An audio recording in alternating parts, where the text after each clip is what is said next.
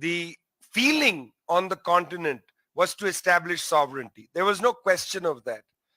No question that at the same time, the old imperial masters had not renounced their habits of colonialism. Because just 2 years before the OAS was established in 1963, the old colonial masters executed Patrice Lumumba.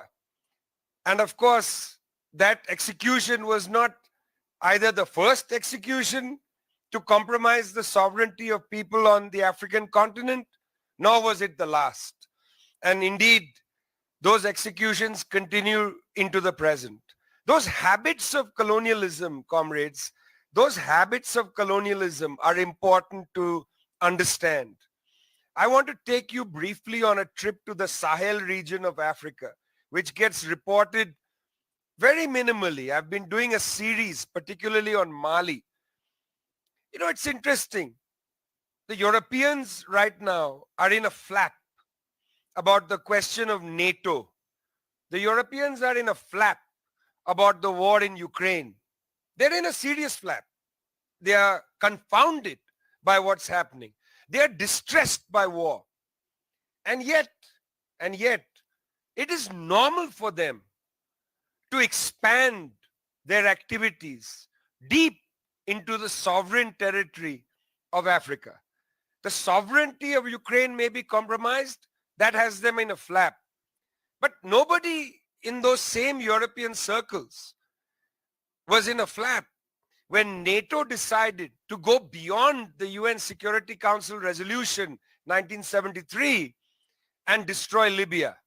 The destruction of that country, which resulted in serious destabilization of the Sahelian states, Mali, Niger, even southern Algeria, Mauritania, and so on. When the French invaded Mali through Operation Barkhane in 2013, nobody was in a flap. In fact, they said the French are part of the war on terror. When the French military has routinely killed civilians in Mali, and I've talked to people who have been survivors of those attacks, where the French military has denied war crimes. In fact, if we go back to the war against Libya, NATO's legal counsel, Peter Olsen, when asked to share targeting information, NATO's bombing runs, in order for an investigation of what had happened in Libya, Peter Olsen said, NATO never commits war crimes. NATO never commits war crimes. It is in fact impossible for NATO to commit war crimes. So, the French never commit war crimes.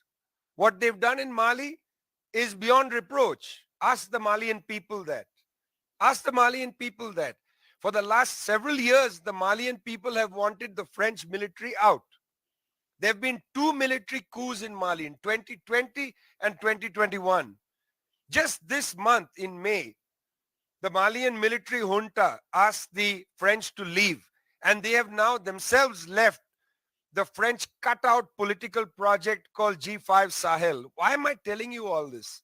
I would like to also tell you, by the way, about Mozambique, where the French were not happy to intervene directly in Cabo Delgado province, to defend their investments, French Total's investments in natural gas fields off the coast of Mozambique, northern Mozambique. No. So they cut a deal with the Rwandan army on behalf of the French to invade Mozambique. In fact, with the permission of the government in Maputo. I'm saying all this because the concept of sovereignty was at the heart of the founding of the OAS in 1963.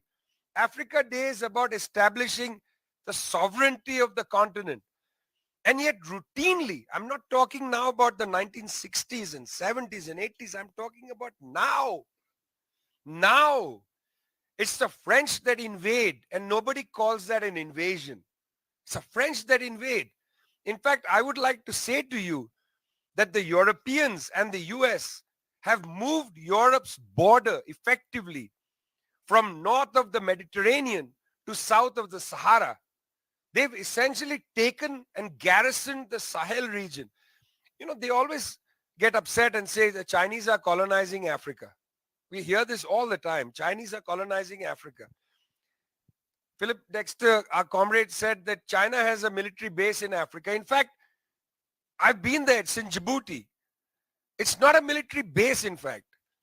It's a naval station that the Chinese established in order to join a United Nations operation against piracy. Now, I have my own mixed feelings about that UN operation against piracy because they're attacking poor people of the coast of Somalia whose fishing was destroyed by multinational corporations and they took up piracy. Let's solve the economic problems. Don't treat this as a security issue. So easy to treat everything as a security issue. Underneath that is a basic economic problem.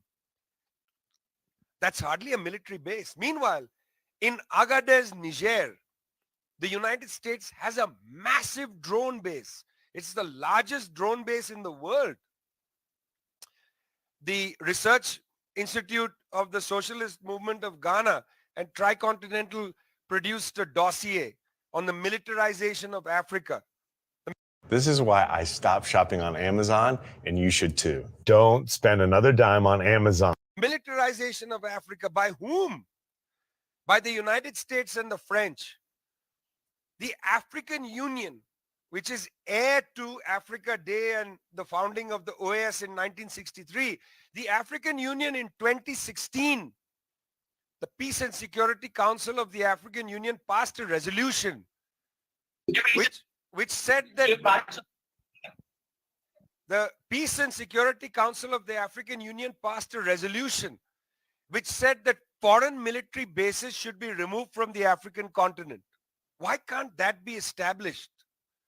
If it's the African Union's Regional Security Council, why can't its opinion, sovereign opinion of all the countries on the African, why can't that be established? Why can't the sovereignty of the continent be established? This is a fight to exercise sovereignty. Why have we abandoned thinking in those terms? Because sovereignty is on the one side about territory, but it's also about the economy. Why can't African countries and Africa as a regional project establish an agenda? Why isn't it allowed, the countries and then the project alone, to establish their own sovereign agenda, to trade with whomever they want, to get investment from wherever they want, to establish the right to price their resources however they want? Why is that not at the top of the agenda? Instead, we allow the old imperialists with their old colonial habits to dominate the sovereignty of this continent. We allow it. We're not even ashamed of it. We are not even angry about it. We allow it. We allow them to win the information war and to say they're here for the war on terror. They're here to deal with Al-Qaeda. They're here to deal with Al-Shabaab. They're here to deal with Boko Haram. When in fact we know why they are here. They are here to deal with the coltan. They are here to deal with the uranium. They are here to deal with the natural gas. They are here to deal with the money. That's why they're here. And yet their information war, their powerful means of entering our brains, not only through their news establishments, but through their cultural production, through their films and so on, through their Netflix series that we all watch. They enter our heads. They enter our heads. And here's where I want to end. One of the core elements of the anti-colonial movement, one of the core elements of the anti-colonial movement was for us in the third world to establish our own understanding of ourselves, to establish our own understanding of ourselves. When I was in college, my greatest hero was a man, tall man from the African continent, and that was Thomas Sankara. Sankara was my greatest hero in college. And do you know why Sankara was my hero? I didn't know what he was doing in his country. It was hardly covered in our press. But when I was a young person, I read one thing. I read that there was a man called Thomas Sankara who could play the electric guitar very well and had become the leader of his country, which had a ridiculous name. His country's name was ridiculous. It was Upper Volta. Who lives in a country called Upper Volta? And by the way, we're speaking from South Africa. What kind of name? No other country is named in the cardinal points of a continent. You know, East Asia, West Asia, those are regions, not names of countries. But Upper Volta, above the Volta River, those are classic colonial names. Thomas Sankara comes to power in Upper Volta. And he says, I don't want to live in a country with this ridiculous name, because we must stand upright. We must think for ourselves. We must develop our own agenda. We must establish sovereignty. So Thomas Sankara said, we're not going to live in Upper Volta anymore. We're going to live in Burkina Faso. We're going to live in Burkina Faso. Burkina Faso, we're going to live in a country called the land of upright people. The land of upright people. We're not going to hunch our shoulders in front of colonialism. We're not going to giggle when colonialism speaks. We're not going to be embarrassed and shy in front of them. We're not going to accept what they say.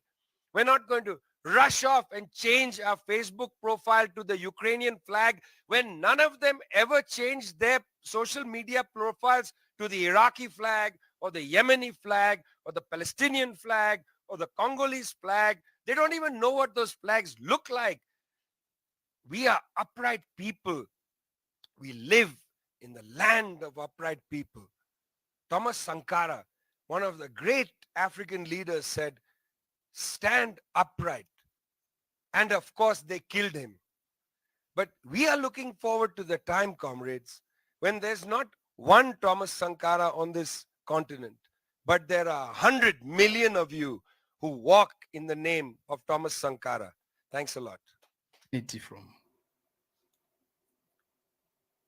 We are defending our sovereignty from the same people who robbed our sovereignty from us in the first place. Nobody else. In December 1884 to April, May 1885, they met in Berlin, in Germany,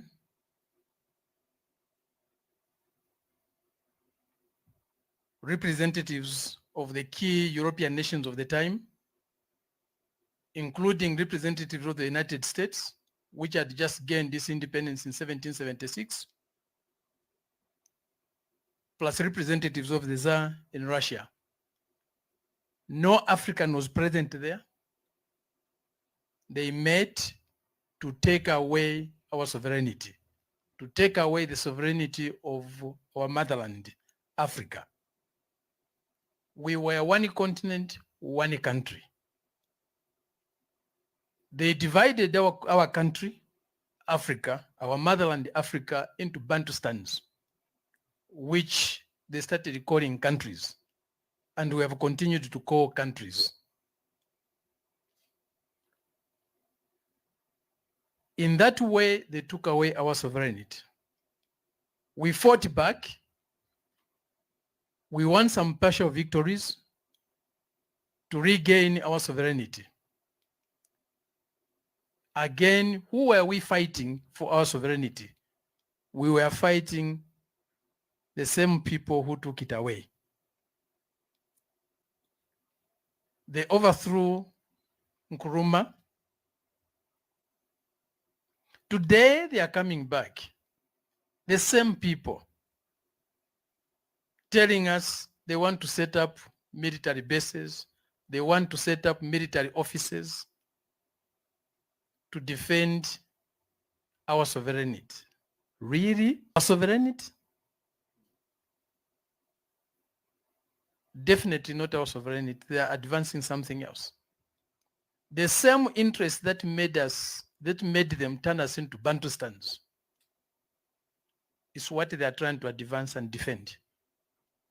They are defending American interests.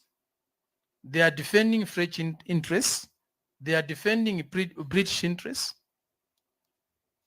They have never been there, even in the fight against colonialism. They are not there in our fight against neo-colonialism. Let's not allow ourselves to be deceived. What they are here to advance is their interest, economic interest, mainly to do with our minerals. They came here for minerals. They came here for wealth.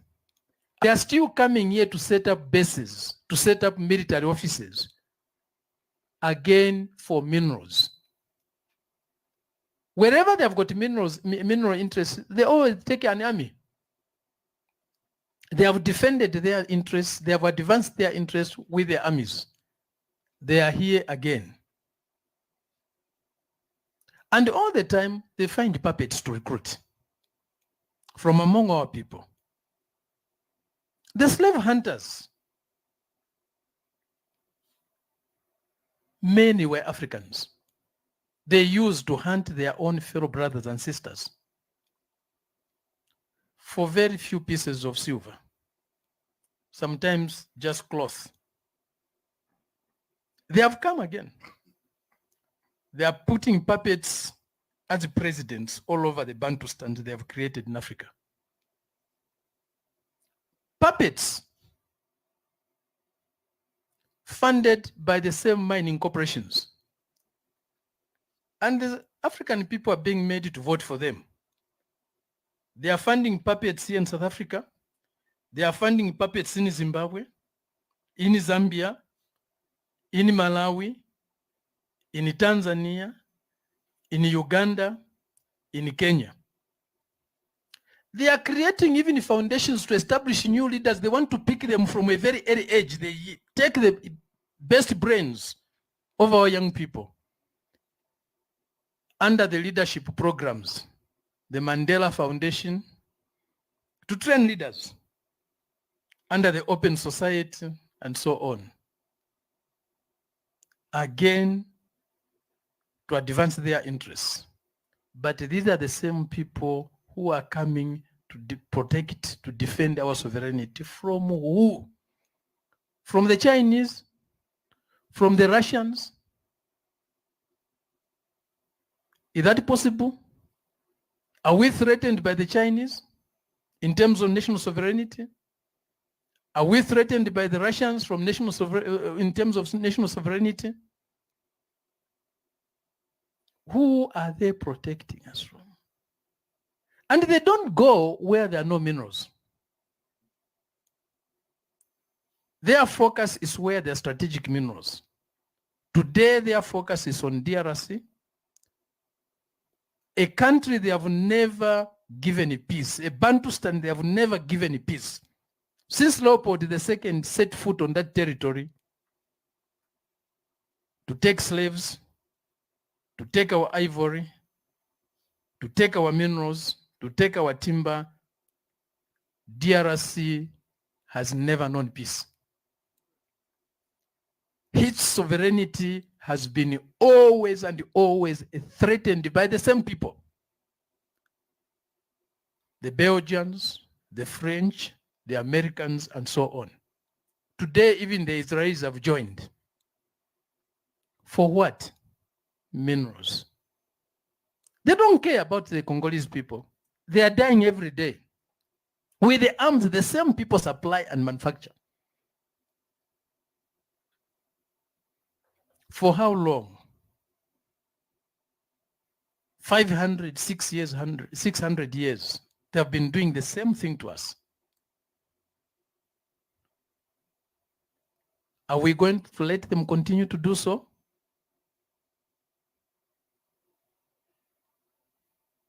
It gets dark sometimes, but the morning comes. Our morning must come. Wherever there is a crucifixion, there must be a resurrection. Our resurrection must come. When you go to sleep, there's time to rise. Our time to rise has come.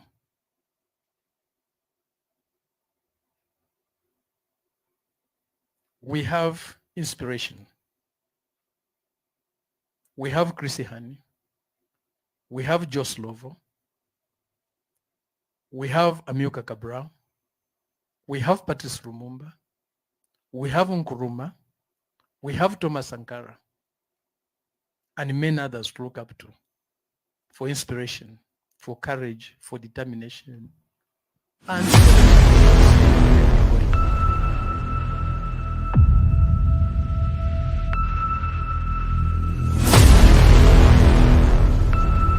But everyone has a different story to tell.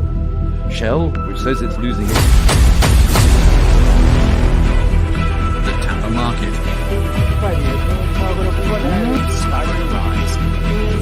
In Northeast Africa, precisely on the horn of Africa.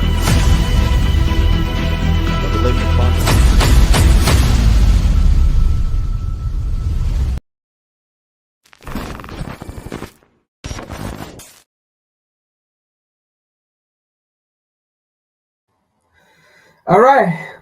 Good afternoon, folks. Once again, this is Frank Mauba. I am your host. This is the Revolutionary Repatriation Educational Lecture Series aspect of WCC every Sunday at 1 p.m. I want to welcome every one of you that are watching currently on live, and to you all that will be watching the recording, the afterlife. So today's topic, it says, Boris Johnson and the United States Congress confirm that Ukraine is a proxy war. It's no longer an invasion of Russia. It's no longer an invasion of Russia. It is a proxy war. So the United States and Boris Johnson, the former British Prime Minister, along with the United States Congress, the war in Ukraine is a proxy war. It is not a war between Ukraine and Russia.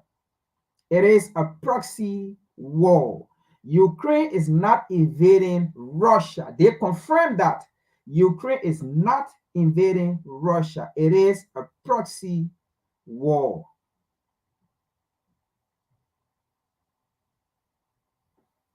So, 1 minute, folks, are coming. Let me see something here quick.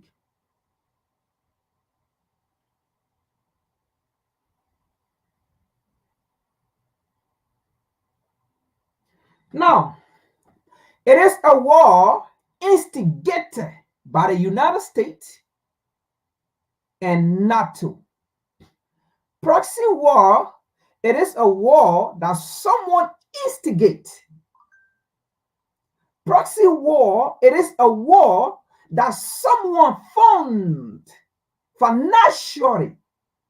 Someone gives support to army ammunition.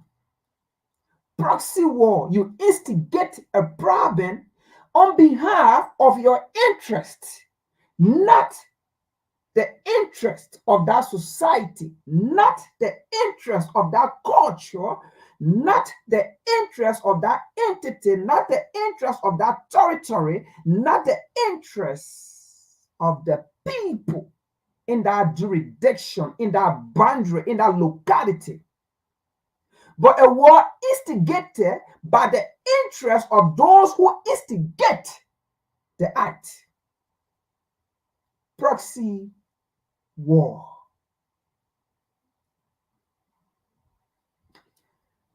Follow me, let's go to the video.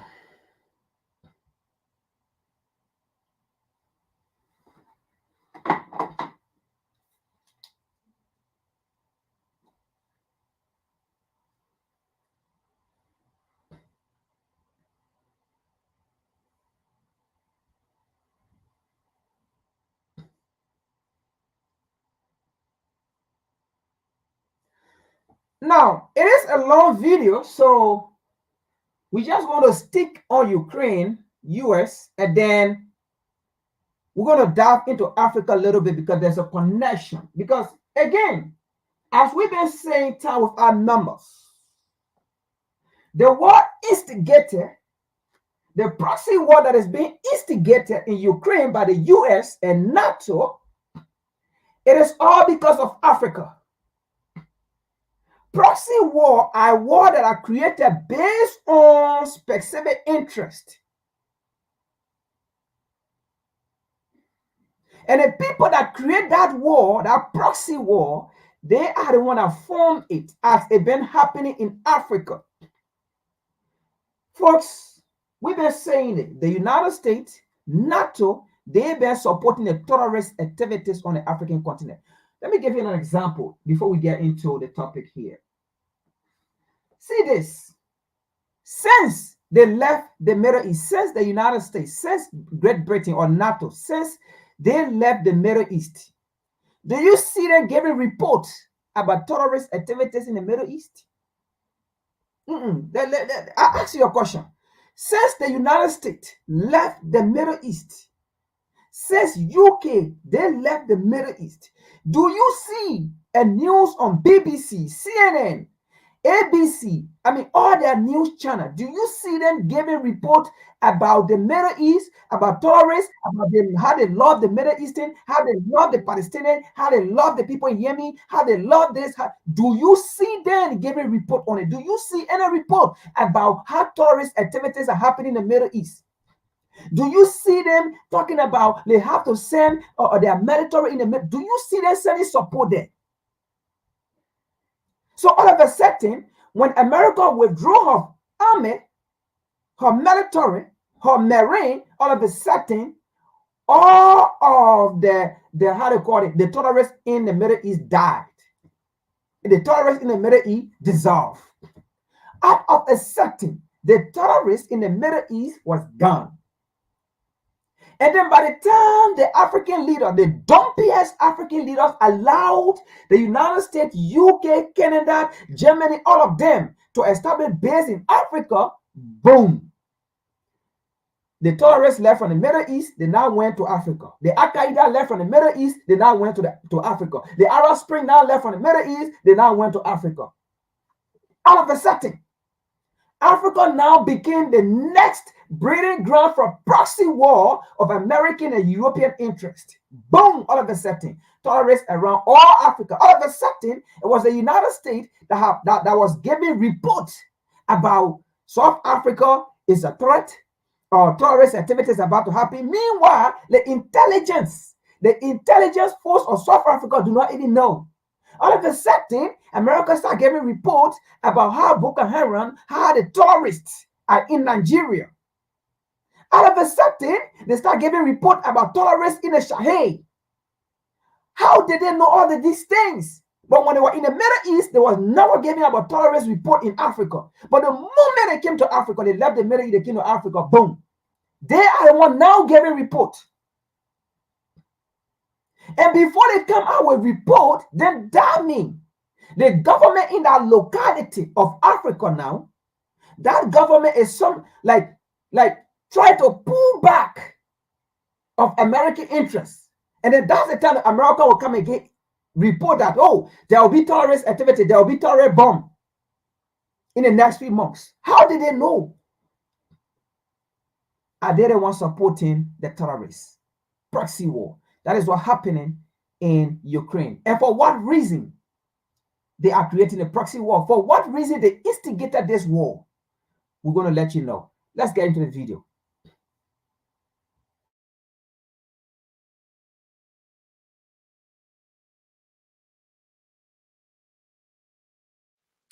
Britain's former Prime Minister Boris Johnson has come out publicly and said that if NATO and the Western powers lose the proxy war in Ukraine, it will mean the end of Western hegemony. If Ukraine falls, it will be a catastrophe for the West. It will be the end of Western hegemony. Boris Johnson wrote this in a column at the Daily Mail.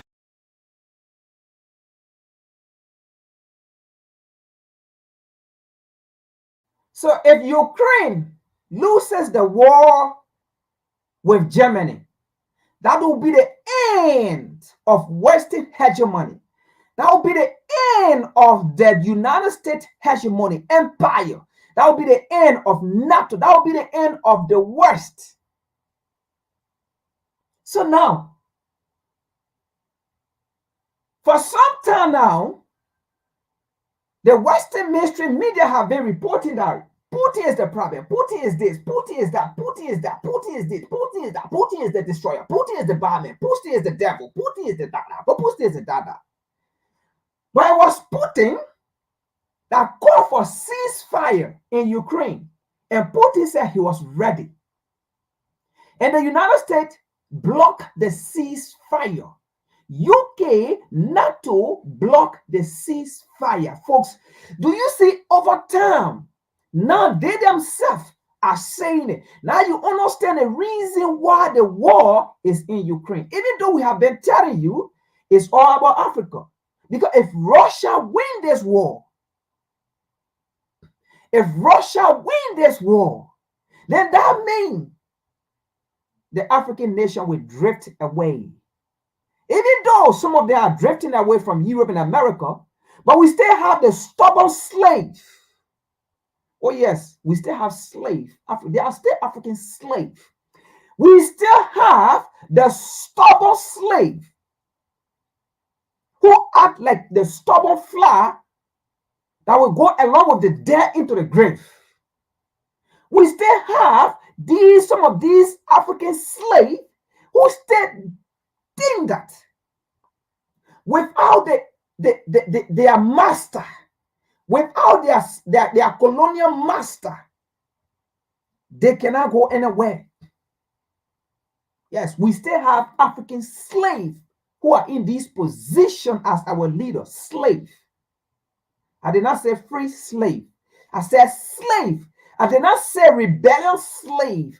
I said free slave. No, it's not free slave. Slave, not free slave, not rebellious slave. But slave, I mean, at least rebellious slave will be fine, because a rebellious slave is a slave that is fighting against the master. Rebellious slave is a slave that wants to be free. So in that scenario, we can say Abraham Traore is the rebellious slave because he refused to be slave. He refused to be slave and he's fighting for his freedom. But the slave is the one who does not want freedom. So we have them on the African continent. So if Russia wins this war, the United States empire failed. Now you heard it. Western hegemony will fail if Ukraine loses this war. And indeed, the United States responded. So NATO, the NATO nation came alongside Washington, D.C., and they had meeting in Washington, D.C. What did they do? They signed $95 billion in support of aid to help Ukraine. Army, ammunition, a terrorist going to Ukraine, an aircraft. Proxy war. Let's continue here with the video.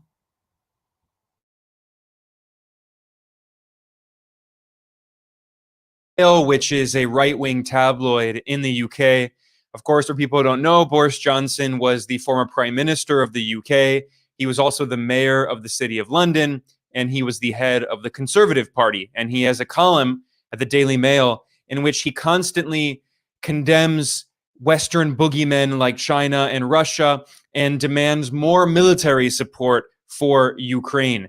And in this column that was published on the 12th of April, Boris Johnson wrote that if Ukraine falls, quote, it will be a total humiliation for the West. He made it clear that this is not just a war between Ukraine and Russia. It's a proxy war between the West and Russia, NATO and Russia. And he said that if Ukraine loses, it will be a massive loss to NATO as a whole, saying it will be the first time in the 75 years of NATO's existence that this hitherto successful alliance has been utterly routed. And again, this is an acknowledgement that this is a proxy war, which many people in the West have denied. Well, he's saying it very openly. And then Boris Johnson wrote, this is the money quote in the article, if Ukraine loses, quote, it will be a turning point in history, the moment when the West finally loses its post-war hegemony. And he warned that this could also be a message to China, and that's why he's been threatening a war over Taiwan in addition to the war in Ukraine. Boris Johnson also published a video that accompanied this article, and in that video he said the same. Okay, now, to some people who are still, how they call it, in a state of mind, who don't understand what it means if Ukraine loses the war, then Western hegemony failed, then the United States failed, then the United States empire will fall, or the NATO empire will fall. Maybe some people don't understand. They will be like, but why will Ukraine losing to Russia will cause any effect to the U.S.? When the U.S. is the U.S. have a buoyant economy, okay, UK, NATO, they all have a buoyant economy. Because that should be coming to our mind. Why will Ukraine? I mean, what Ukraine have that the United States is depending on, right? Let me ask that question. What does Ukraine have that the United States is depending on, that if Ukraine loses the war, the United States empire will fall? What does Ukraine have that if Ukraine loses the war, NATO will fall, or the Western empire or the Western hegemony will fall? What Ukraine have that is holding the Western hegemony? Ukraine, what do they have? That's the question. What do they have?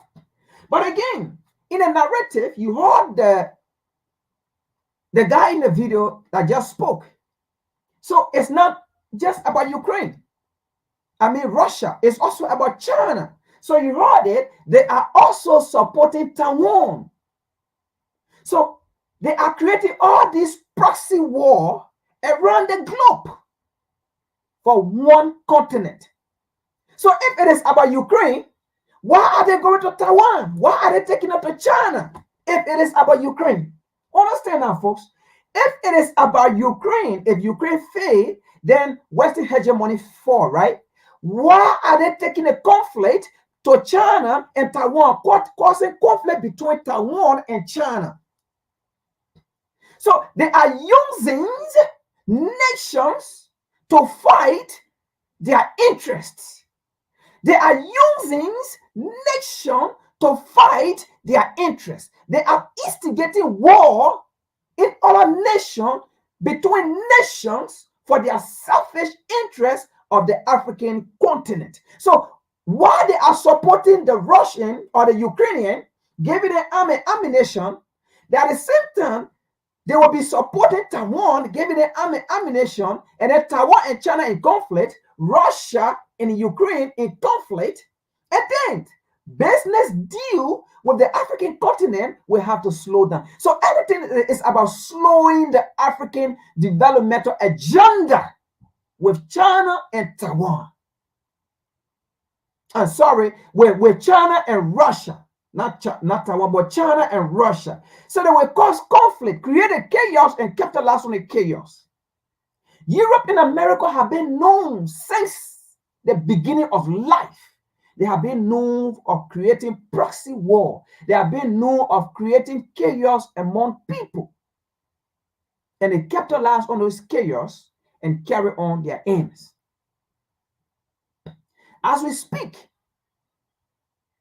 there are secret military in Ukraine right now, fighting, not Ukrainian, fighting Russia, secret military from the US, from UK, from the NATO nation, secretly, they are in Ukraine fighting Russia.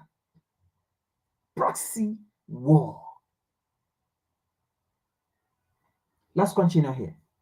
All is about Africa, folks. To prove that, all is about Africa. We're going to prove that. So we are not saying all is about Africa based on opinion, okay? We're going to prove that here.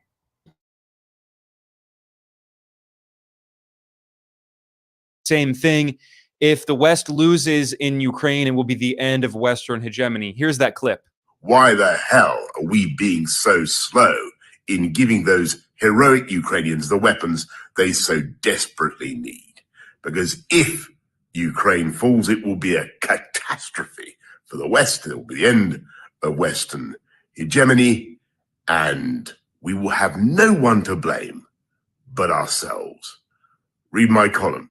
This is quite ironic in several ways because, first of all, many Western pundits and politicians have said for years that it's Russian propaganda to say that the war in Ukraine is a proxy war. This is a war by evil cartoon villain Vladimir Putin, who just hates Ukrainians and invaded because he's evil and just wants to kill people. That's the Western narrative.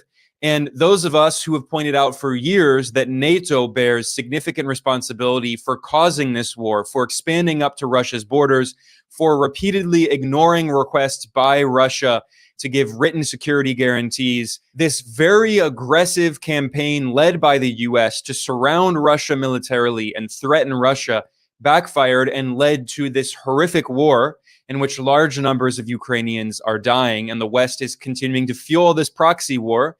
And meanwhile, here you have Boris Johnson coming out publicly and saying, well, this is actually a war to save Western hegemony. This also explains why Boris Johnson did everything he could to prevent peace and to kill peace talks between Russia and Ukraine back when he was prime minister and since he left office. Sid's been thinking about getting dentures for a while. Well, picture this. Aspen Dent. In fact, the Ukrainian media has reported that Boris Johnson played a key role in pressuring Ukraine to oppose any peace talks with Russia.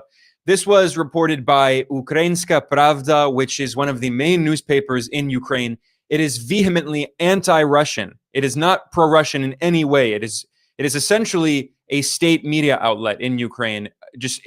Since the war began, it has simply just regurgitated everything that the Ukrainian government says. And back in May of 2022, it published a very interesting article titled "Possibility of Talks Between Zelensky and Putin Came to a Halt After Johnson's Visit." It noted that in early 2022, just a few weeks after the Russian invasion, Russia wanted to sign a peace deal, and Russian President Putin wanted to meet with Zelensky in order to have this peace deal. However, the article reveals, again, this is in a major Ukrainian newspaper, that British... So now you understand why make it a proxy war, right? It's not Russia as the American media have made you to believe. It's not Russia as the, NATO media or Western mainstream media have made you to believe that Russia is the boogeyman. If anybody is the boogeyman, it's the United States. If anybody is the boogeyman, NATO. So the evidence are there. Russia did agreed for ceasefire. Russia did agreed for peace in Ukraine. But who disagreed for peace in Ukraine? The US. Who disagreed for peace in Ukraine? NATO. So who is now funding it? The US. Who is now funding it? NATO. Proxy war. War instigated by major power. In itself, they are not directly involved. Proxy war. Let's continue.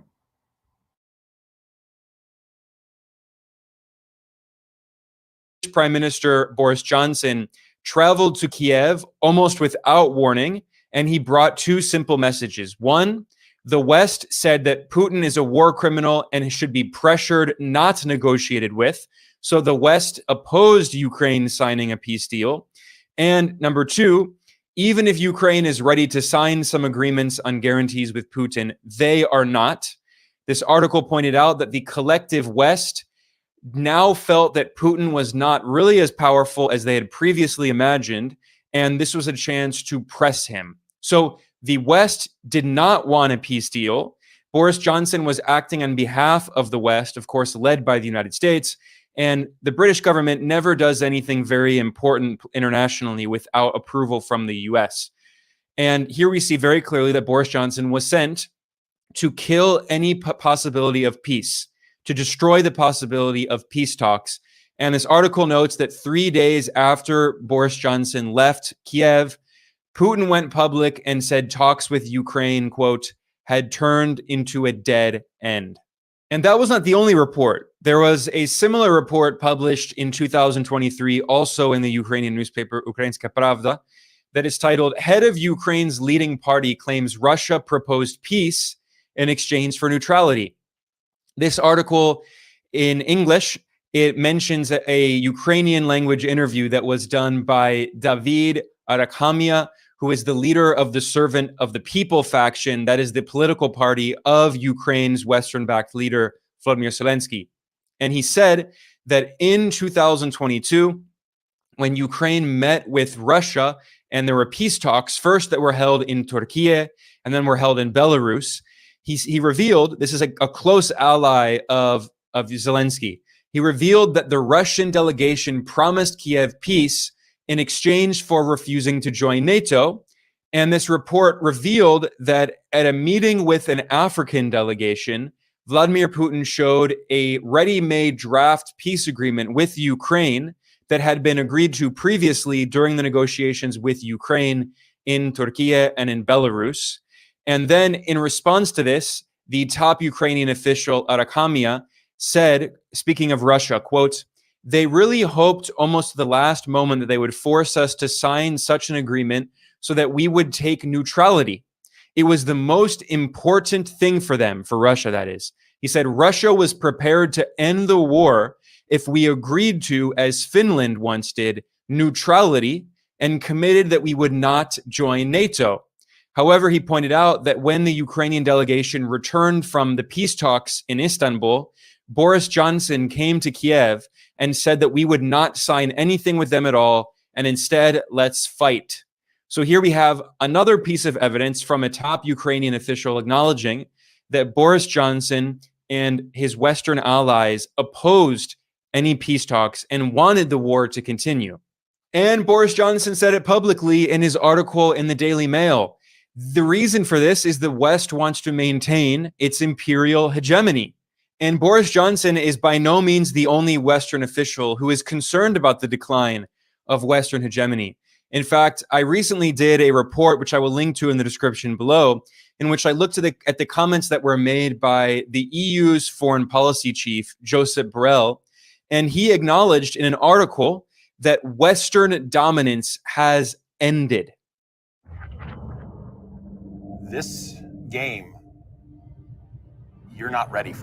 Borrell wrote this in an article that was published at the website of the Diplomatic Service of the European Union back in February. Borrell revealed that the European Union is very concerned about how its relations with the global south have been worsening over time. And he said that the EU must do whatever it can to prevent Now, Western hegemony have been weakening, okay, by, as I'll paraphrase it, the uprising of the global south. Where is that global south? Africa. Africa. Now, if they are saying the empowerment of Africa is weakening Western hegemony, the question then becomes is, are they the one they're sponsoring terrorist activities on the African continent? Are they the one being behind the chaos and the inhumane activities on the African continent for Africa not to rise? Of course, yes, they are the one. Because our situation, the African circumstances, benefit them. So if the global south awakening is a threat to the West,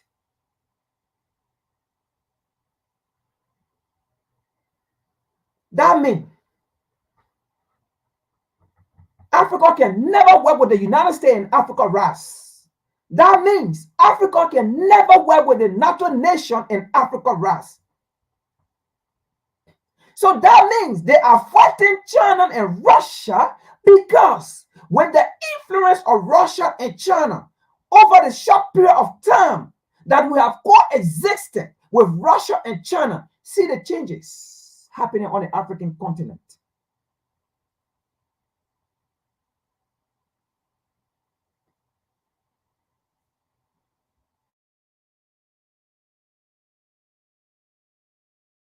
Political tensions from evolving in the direction of the West against the rest. And he said, because if this happens, quote, Europe's future risks to be bleak. And then he admitted, this is an incredible admission, quote, the era of Western dominance has indeed definitively ended. And he says the combination of the war in Ukraine and also the war in Gaza has significantly increased the risk of the West against the rest, making Europe essentially irrelevant. And he said, many in the global South accuse us of double standards. This is also deeply ironic coming from Joseph Borrell, because back in 2022, when this new phase of the war in Ukraine started, he gave this incredibly racist speech in which Borrell warned that the West is the beautiful garden, but it's being taken over by the barbaric jungle of the countries outside of the West in the global South. And he later gave a half-hearted apology, saying that he regretted saying garden and jungle because it's obviously very racist, but he actually still did not apologize for the comments that he made. So it wasn't actually a heartfelt apology. And it shows the double standards of these Western officials who admit that Western hegemony is in decline, but they cannot give up their hegemonic mentality, this neo-colonial worldview that they have, where the West is the enlightened garden and everyone else is in the barbaric jungle, and the West has to civilize the world by waging war and recolonizing them. The war in Ukraine has really been a wake-up call for the West on many fronts. In fact, back in 2022, Newsweek published an article titled, "Nearly 90% of the world is not following us on Ukraine."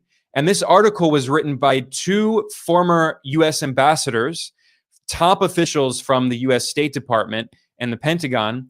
And they acknowledged in this article that when it comes to the war in Ukraine, 87% of the world's population has not been following the West. This is a map showing which governments have imposed sanctions on Russia over the war in Ukraine. And you can see it's just the West and a bunch of U.S. client regimes. Now, I should point out that they have Taiwan on this list. Taiwan is not a country. Taiwan is part of China. But the authorities on Taiwan Island in China's Taiwan province, which are right now very pro-West and very against the mainland, these, pro-Western puppets, essentially, from the DPP party, they have imposed sanctions on Russia, but excluding them, Japan and South Korea, which are militarily occupied by the US, all of the other governments that have imposed sanctions on Russia are the West. I mean, this is a map showing the collective West as it's known. It's the US, Canada, Western Europe, Australia, and New Zealand. So this is about 13% of the world population. They claim to represent the entire world. They talk about their so-called rules-based order. But the 87% of the world population in the global South has not joined them in the proxy war against Russia. Most countries in the world are neutral. The vast majority are neutral. But instead of accepting the decline of Western hegemony and trying to live more peacefully with the rest of the world, what we see is that the West is doubling down. And now there are many calls for Europe to send troops to Ukraine to join directly in the war against Russia, to turn the proxy war into a direct war against Russia. This was called for in an article published. Now, you see, so it's not Ukrainian now. So NATO is getting it, like I said, they already have troops there. They have troops already from the US, secretly, already there. Now, troops from Europe already there. So what happened here is they are not going to send troops from the US here. They are not going to send troops from Europe without sending ammunition. So that is why the United States sent $95 billion. And out of that $95 billion, $60.8 billion will go just to Ukraine. Who is fighting the war? So if they send their army, they have to send equipment for their army to be equipped to fight World War III, proxy war. Don't get it twisted. Let's continue here.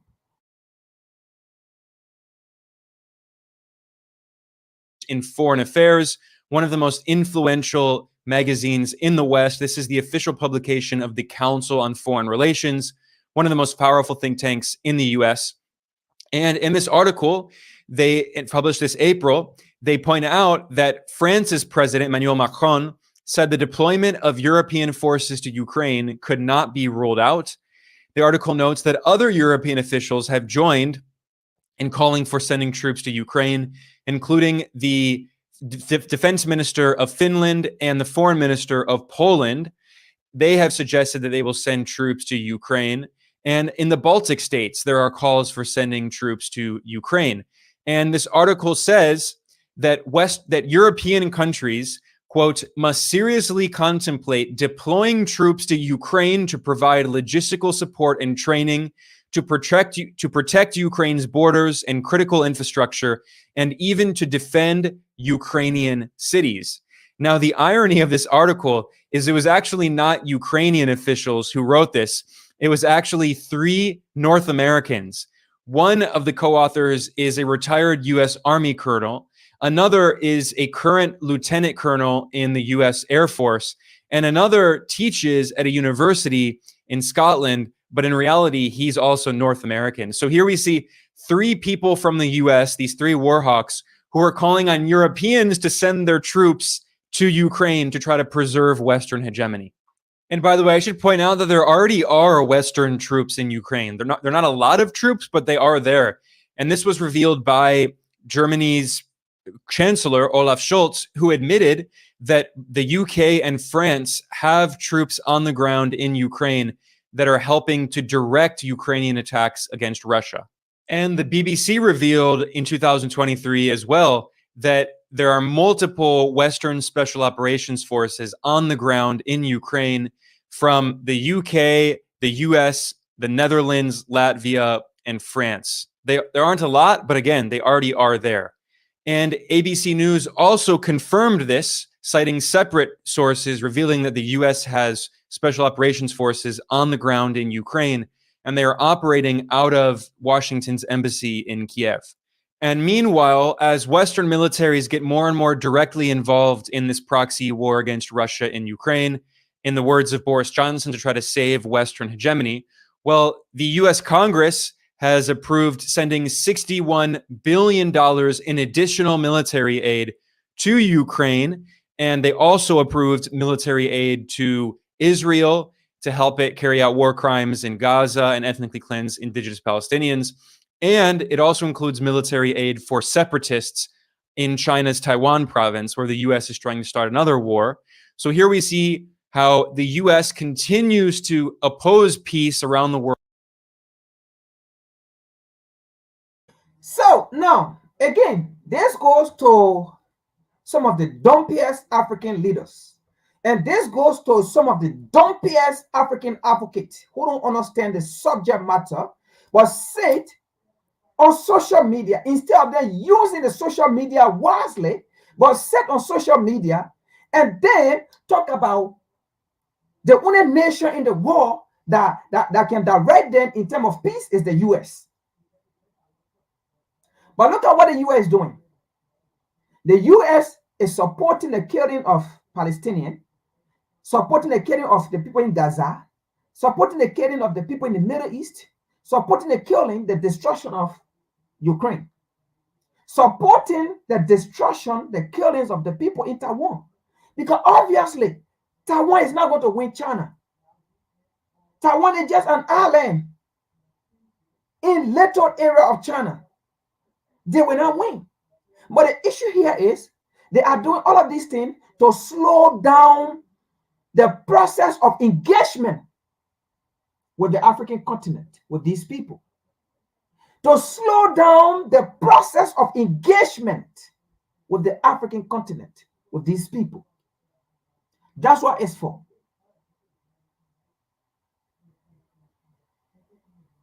So all of those places that there is war,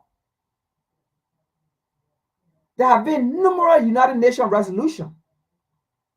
There have been numerous calls for ceasefire, for peace. But the United States voted against all of them. And after voting against all of them, the United States is the one that supported them ammunition. In fact, putting money into it to go and fight. Then it is a sin in the United States that these so-called African advocates will be running to, coming to them to ask them for peace. Coming to them to ask them for human rights. Under no circumstances we should be coming to US and UK or Europe asking them for human rights. These people are not supposed to be on any human rights committee. The United States is not supposed to sit on any human rights committee. NATO, none of them should sit on any human rights committee. Because they are the biggest violators of human rights. They are the biggest supporters of proxy war.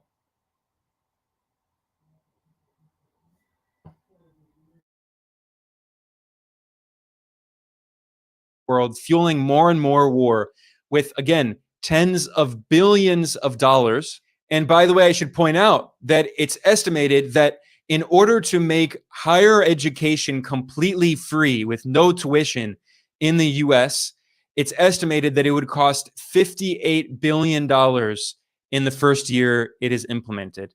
And the US is sending $61 billion now, in addition to the previous aid it's already sent to Ukraine to fuel this war, fighting to the last Ukrainian in order to weaken Russia.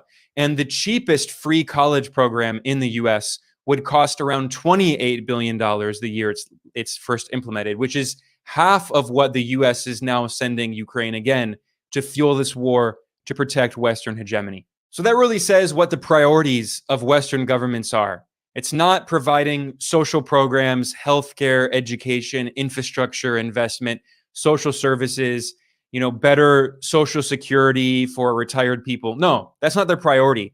Their priority is waging these imperial wars.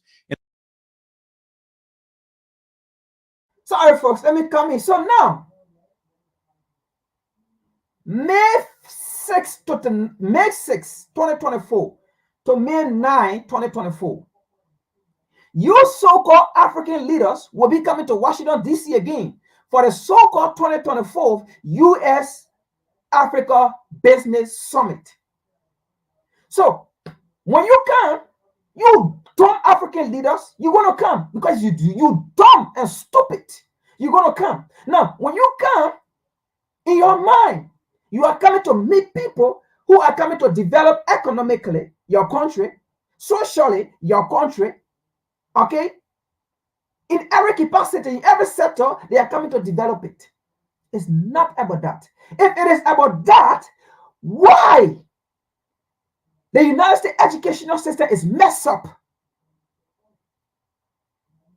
which costs less $1 billion, but in less than no time, they're able to raise $95 billion to send it to go kill people, to go create war in Ukraine, Taiwan, Asia, the Middle East, to kill Palestinians.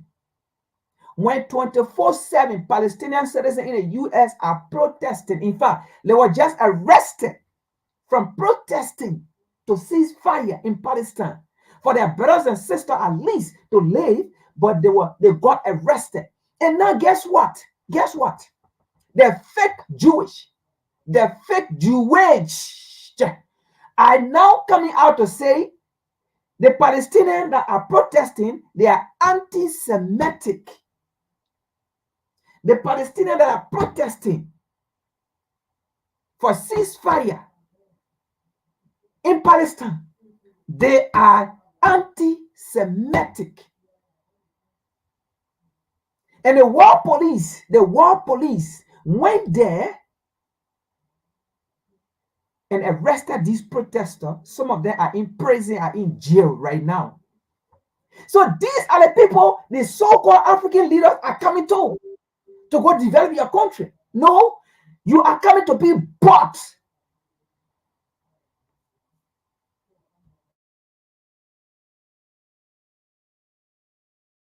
In order to maintain their hegemony, to continue dominating the world and exploiting the global south, the labor and the resources of workers in the global south. On that note, I'm going to conclude here. I'm Ben Norton. This is Geopolitical Economy Report. I want to thank everyone for joining me today. Please like and subscribe, and I will see you next.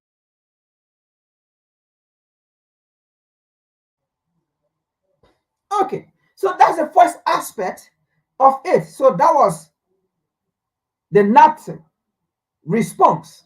So now, how did the US respond to the proxy war? The US also confirmed that it is a proxy war. How did the US confirm? Follow me.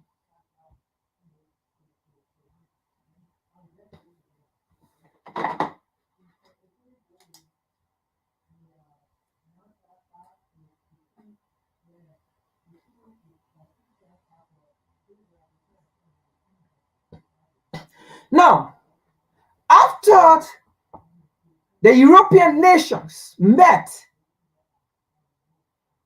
and they said, if Ukraine loses this war, that will be the end of Western hegemony. And you know, Western hegemony is not even a good thing. Western hegemony is oppressive.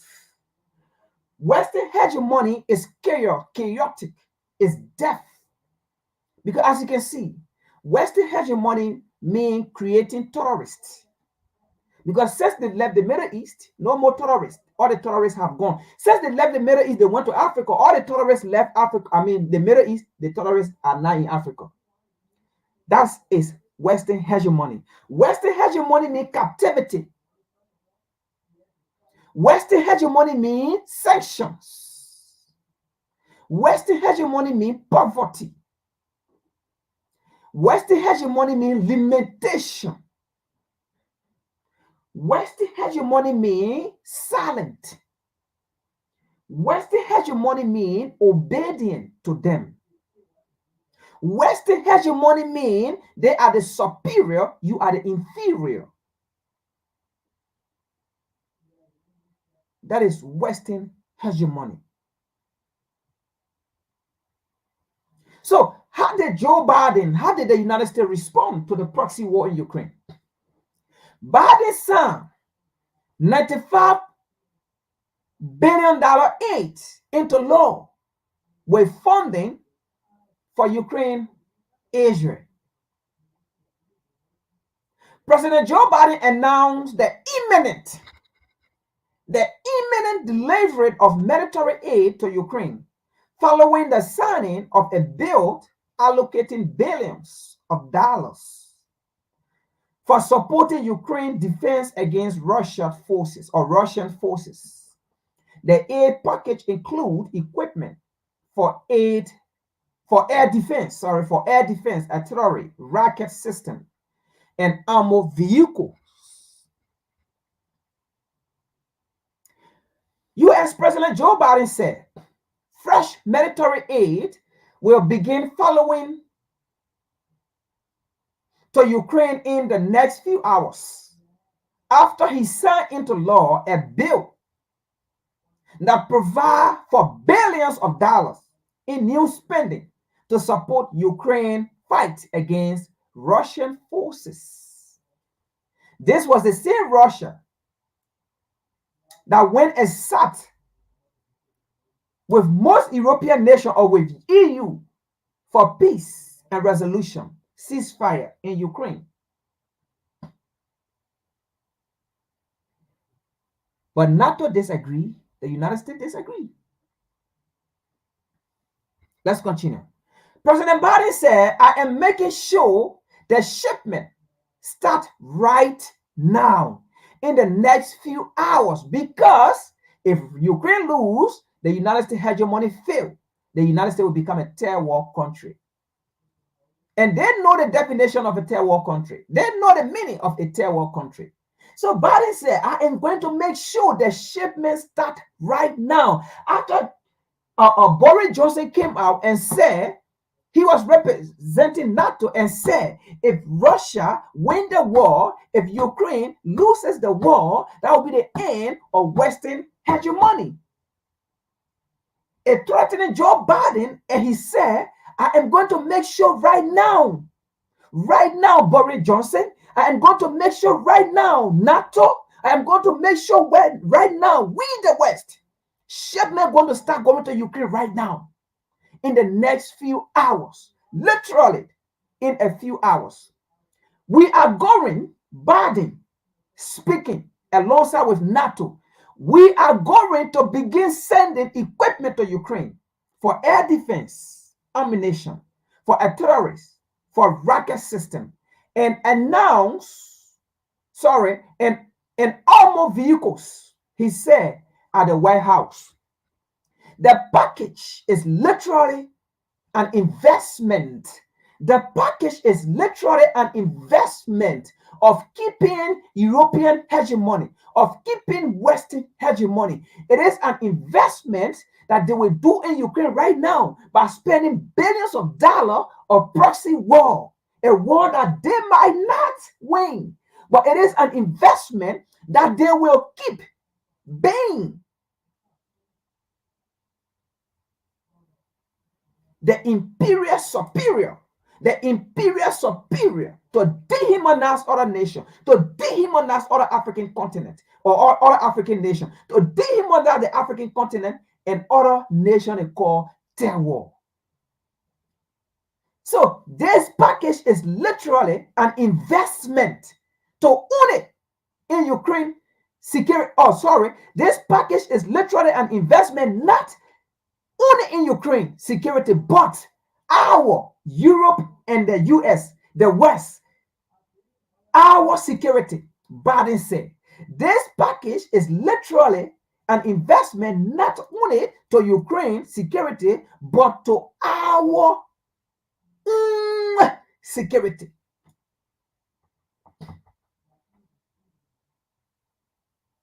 Let's continue here. Senate or senators in the U.S. Congress gave their approval. Senator in the U.S. Congress gave their approval. Yes, we have some Negroes. We have some of those horse Negro in Congress. None of them, I can tell you, I believe, not one horse Negro voted against this bill. Not one horse Negro voted against this bill. But let me tell you something. Go in the city of those horse Negro. Go in the community of those horse Negro in Congress. Those horse Negro in Congress, their community have no aid. Their community have no support. Their educational system have no support. Their healthcare system in their community have no support. Poor. The after school meal in their community, poor is not rich. Those horse Negro, none of them voted against this bill. All of them voted for that bill. But those horse Negro can never advocate for good healthcare system in their community, for good educational system in their community, for good policing in their community. You can name it and name it and name it and name it. Those horse Negro. But they voted for a bill. Those horse Negro have never supported reparation. Those horse Negro.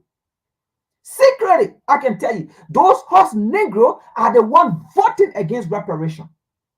Those horse Negro. But let's continue here. Senators in the U.S. Congress gave their approval for a last, still $61 billion aid package for Ukraine after lawmakers in the House of Representatives gave their approval at the weekend. So Ukraine is going to receive $61 billion for war, for chaos, for destruction, in order to preserve the capitalist empire, the imperialist empire. Let's continue here.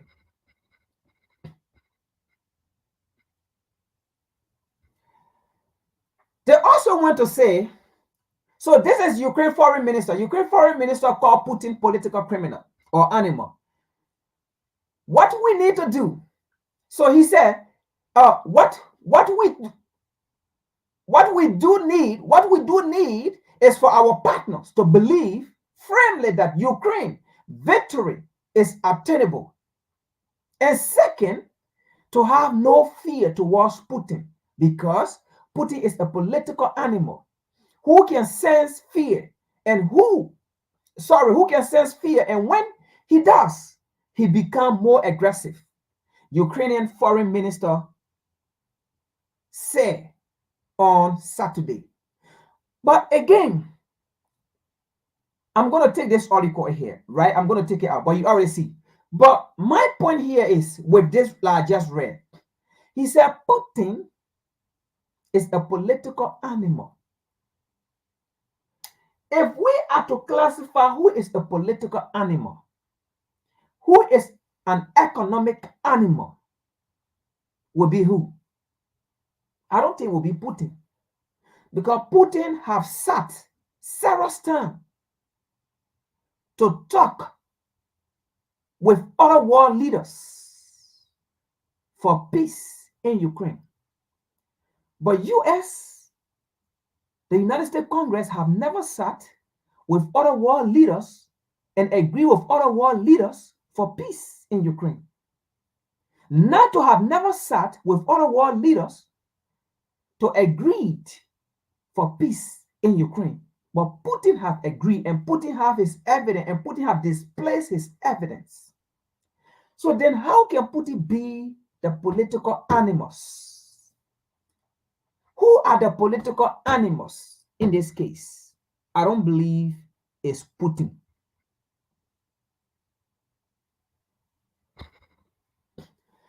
But let's take this out. Let me see here. Let me make a point here. Let's take this out.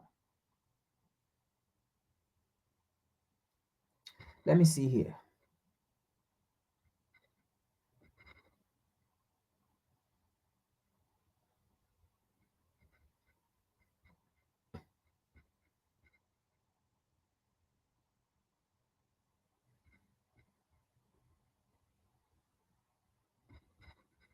Let's see here. Let's take this out here. Okay.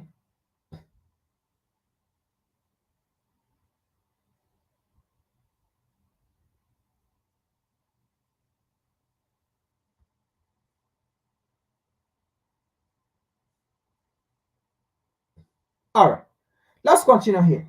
So who is the political animals in this case? You already know who are the political animals. All right. So let's see here. Let's see what they are coming for. Let's take a break with this short video here. Let me get something to drink. Let's see here.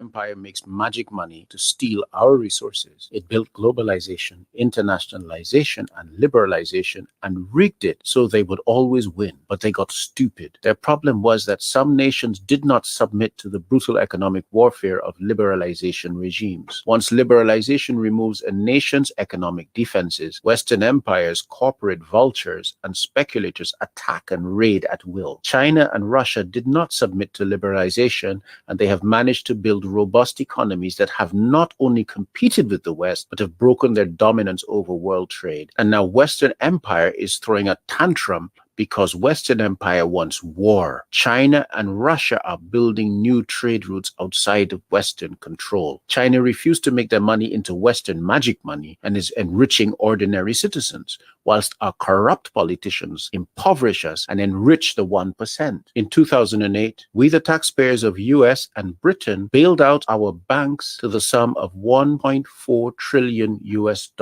This became a wealth transfer into the hands of the rich. Stupid policies got stupid economy destroying results, despite the system being rigged. Just remember that as they agitate for war, and Jean-Paul Sartre said, when the rich wage war, it is the poor who die. Because Western Empire makes magic money to steal our resources, it built globalization, internationalization, and liberalization and rigged it so they would always win. But they got stupid. Their problem was that some nations did not submit to the brutal economic warfare of liberalization regimes. Once liberalization removes a nation's economic defenses, Western Empire's corporate vultures and speculators attack and raid at will. China and Russia did not submit to liberalization, and they have managed to build robust economies that have not only competed with the West, but have broken their dominance over world trade. And now Western Empire is throwing a tantrum because Western Empire wants war. China and Russia are building new trade routes outside of Western control. China refused to make their money into Western magic money and is enriching ordinary citizens, whilst our corrupt politicians impoverish us and enrich the 1%. In 2008, we, the taxpayers of US and Britain, bailed out our banks to the sum of $1.4 trillion US. This became a wealth transfer into the hands of the rich. Stupid policies got stupid economy destroying results, despite the system being rigged. Just remember that as they agitate for... All right. So they are instigating war around the world because the global south are waking up, because the manner in which they took advantage of us, of our resources, they are no longer doing it. The manner in which the United States supposed sanction on African nation and African nation be trembling, African nations are no longer afraid of sanction. Why? Because there are places that you can go now. There are places that you can go now and make deal with when it comes to your resources. So that is why some African nations are no longer shaking or shivering when the United States talk about sanction. So that is why they are creating war against those people that Africa run to. And somehow they get rescued. They are no longer taking the Malian resources, the uranium from Niger, freed. Gold from Africa, freed. No longer. Their companies are being rent out.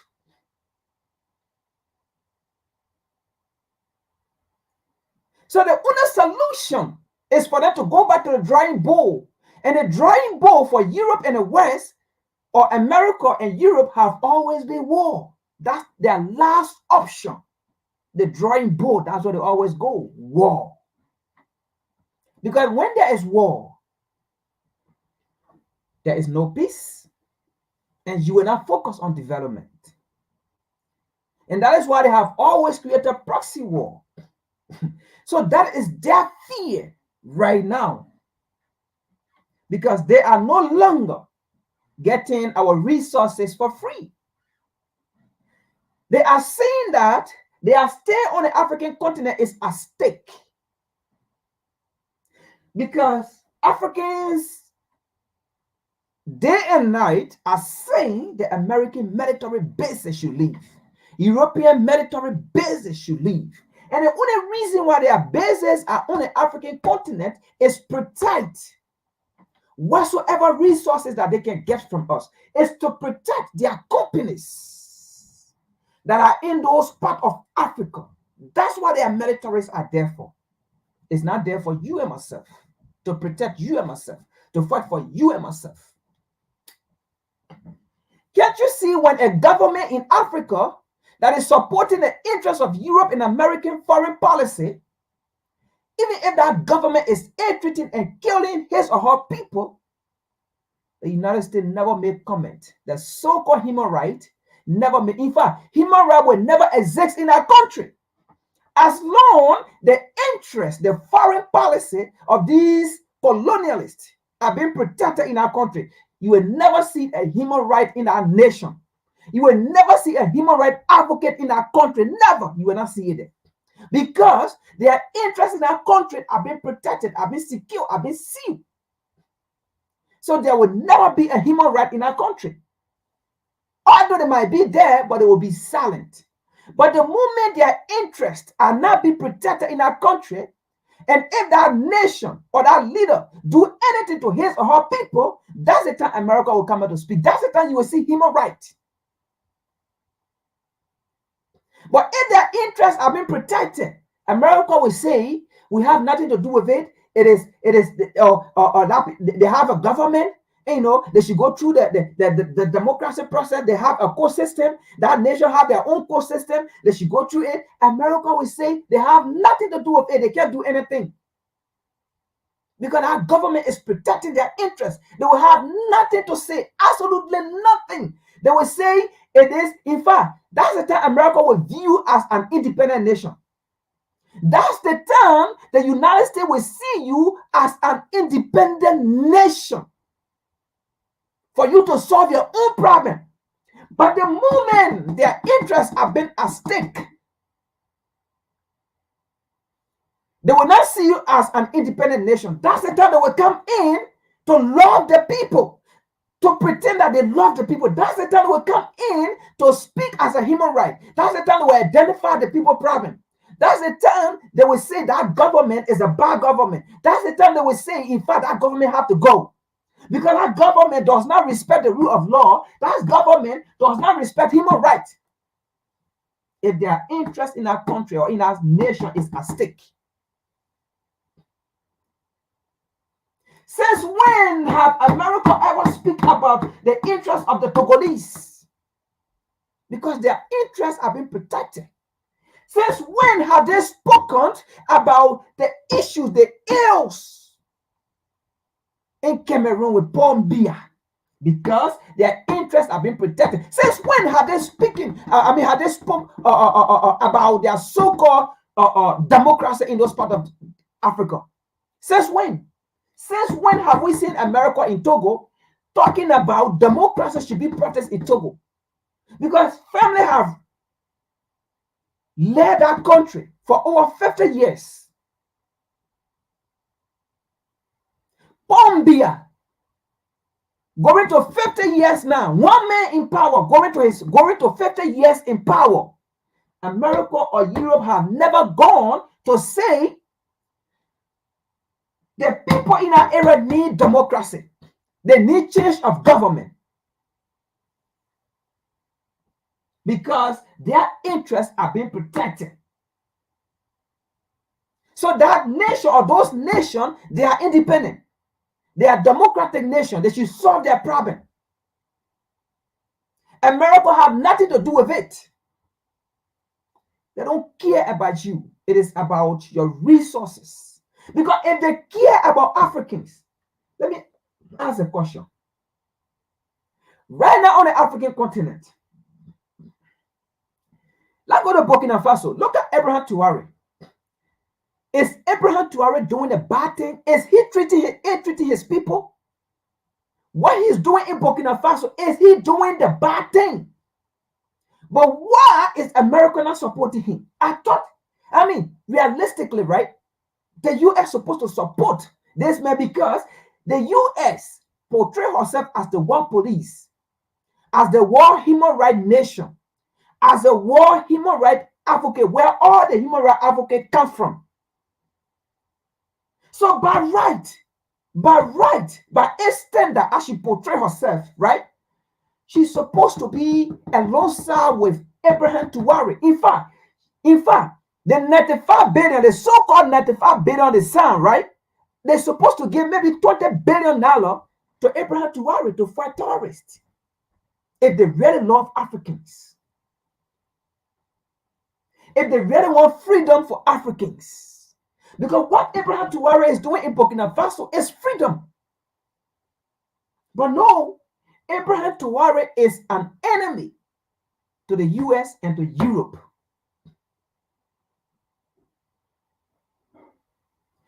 But you see, we are not united in Africa. That is why you will still see some African dumpiest leaders coming for the US Africa Leadership Summit.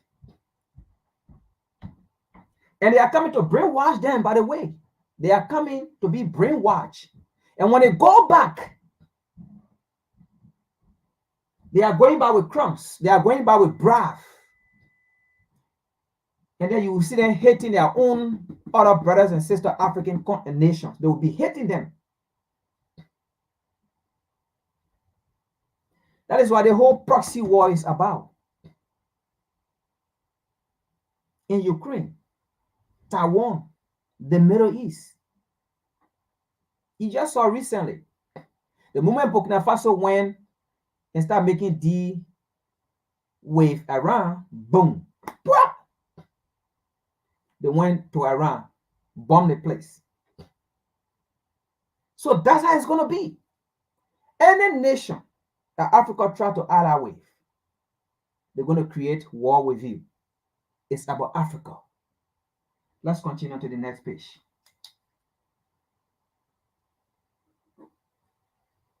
Now,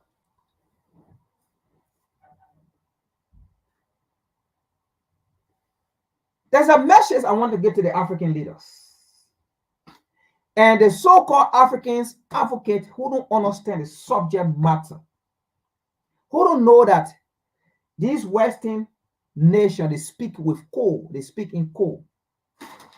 And we've been saying this, right? But let's see how Russia responded. Let's see something here.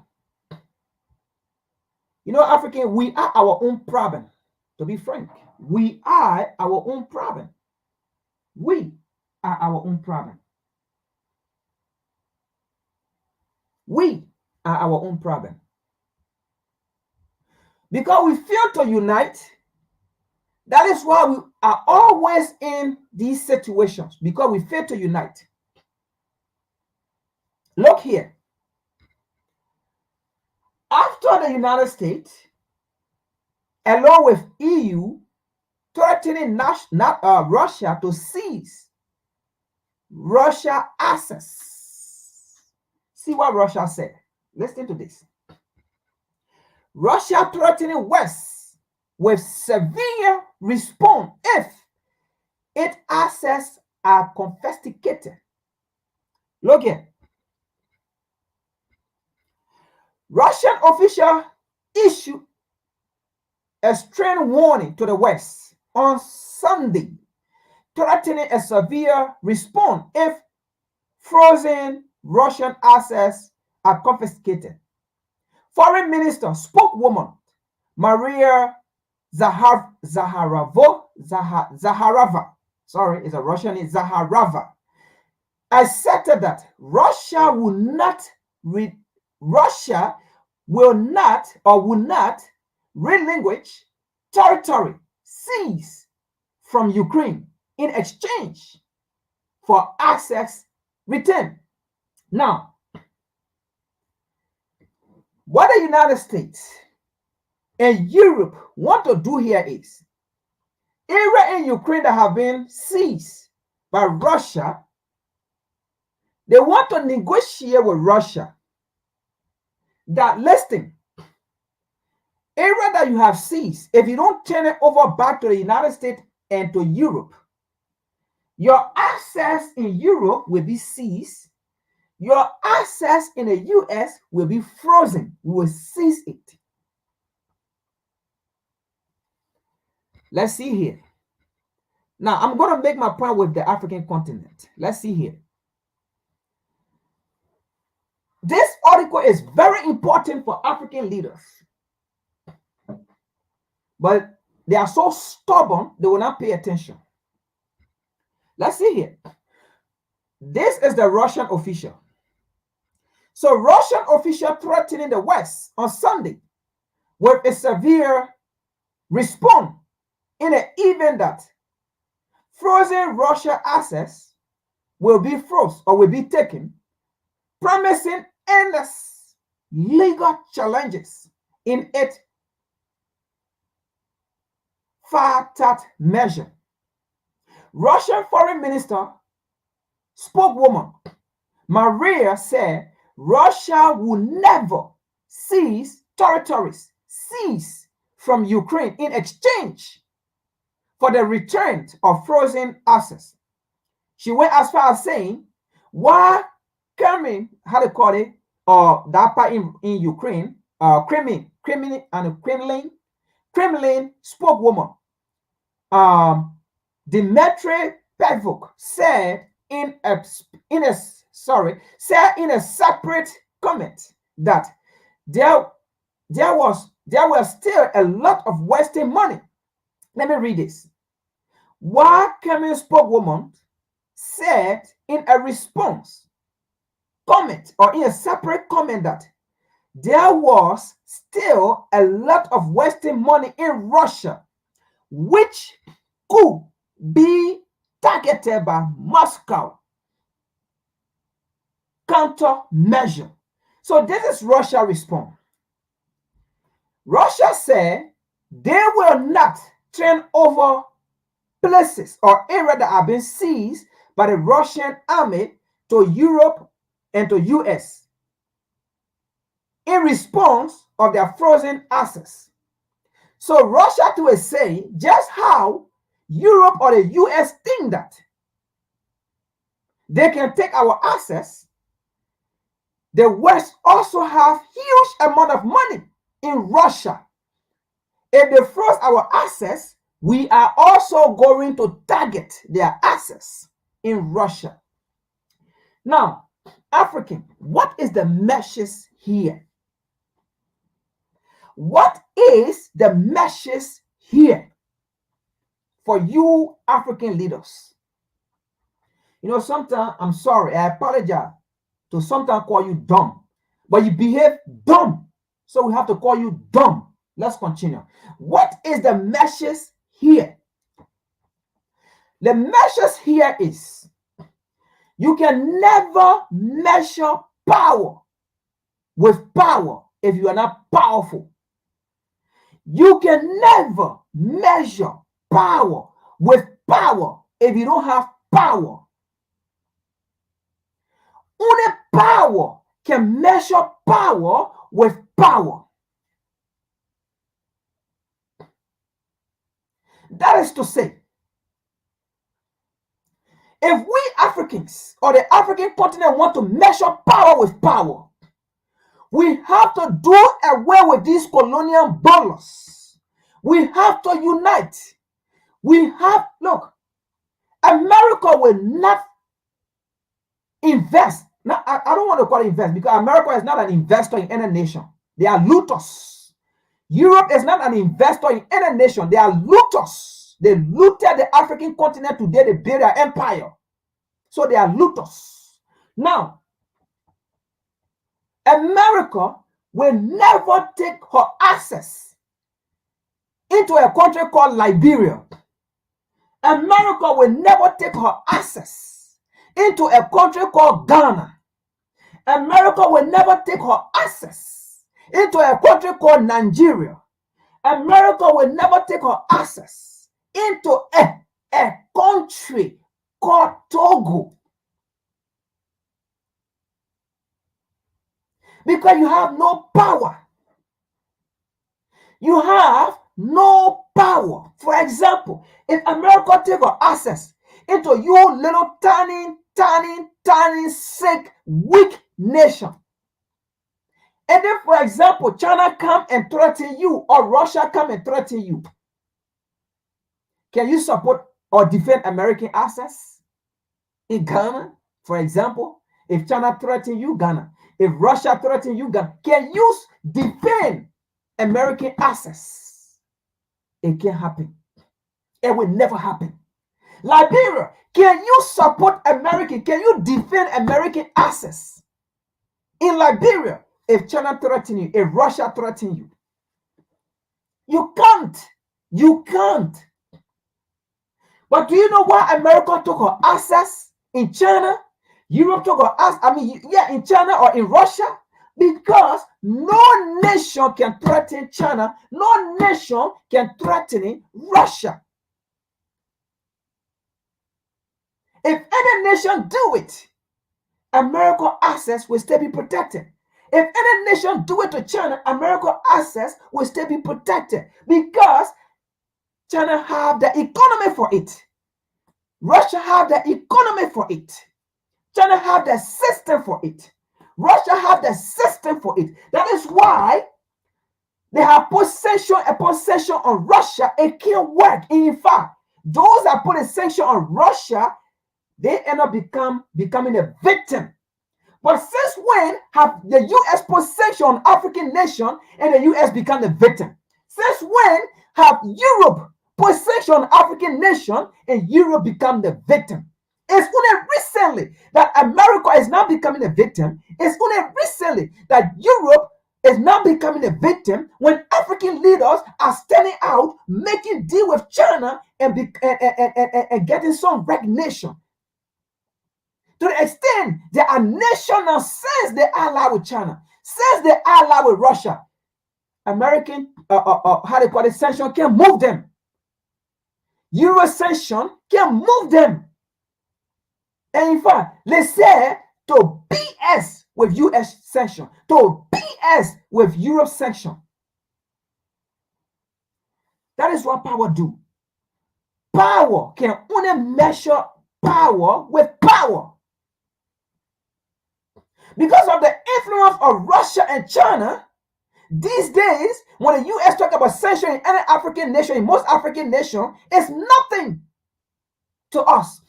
We are not wavering or we are not shaking. And that is why now, when you can see nation like Ghana, some parliamentarian leader like St. George will say, listen, if the United States dare try us, their investment will be threatening. That is the kind of thing we want to see. And how did that happen? It wouldn't happen because of the influence of Russia and China giving the direction, the guideline to those African nations. Power can only be measured with power. If you do not have a strong economy, you are nothing. If you do not have a strong system, you have nothing. If you do not have a strong currency, you have nothing. If you do not have access, control to your land, you are nothing. African leaders are standing strong against the US and Europe, and that is why they are falling, because we are taking our land back. The existence of a man without a land, you are dead. You are not existent. No man can live and survive without the influence of land, because land gave us everything. The soil is our survival. The soil gave us everything. Because we are taking our land back, we are taking our mind back. That is why their hegemony are failing. We are telling their organization to leave our continent. Land is vital to man's survival. So African leaders, it is not about you coming to Europe. It is not about you coming to America and having or how they call it US 2024 African Leadership Summit. It's not about it. How many summits have we had in the past? What did they do for the African continent? What did they do? How many meetings regarding the African continent you have had in Europe and America? What did those meetings do for Africa? The money you taking to travel to Europe and America. You African leader can put that money together and build Africa. Do you know how many thousands of dollars you spend on delegates to come to Europe and America? And then you spend that money and come. And then you spend the same amount of money and go. And then the money they are giving you, if you want to take your expense, both traveling and going back, you want to take it from the same money they gave you, how much going to leave? Now, when you get back, all of you want to pick, all of you want to take some, and put it into your bank, into your children's bank account. How much going to leave for developmental project? At the end of the day, when you look at it, it's nothing to carry on any development in your nation. And then what then happen? You take it and bribe other people to close their mouth for them not to talk. And then it died down. What is the essence or importance of coming to this so-called fruitless meeting, unfruitful meeting? Sit on the African continent. Dialogue. If you cannot dialogue among yourself and come and dialogue with the enemies, you are here to dialogue your defeat. And that is why Africa is always defeated, because we have always dialogued with our enemies and not ourselves.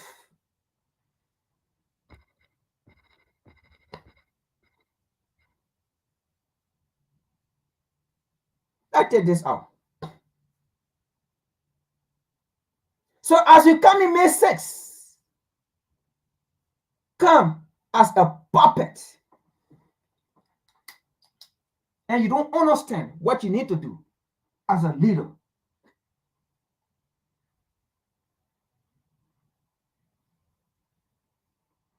So let's see here. The African Leadership Summit that is coming up. Let's see here. So they are coming. So while the US and Europe are fighting Russia, China, and other nations in the Middle East or Iran, they are also fighting behind the scene to convince African leaders, to bribe them. You know, our forefather, they once said, if we don't take care of our independence, the imperialists, the enslaver, the colonizer, the oppressor will come back in return as investors. Will come back in return as investors.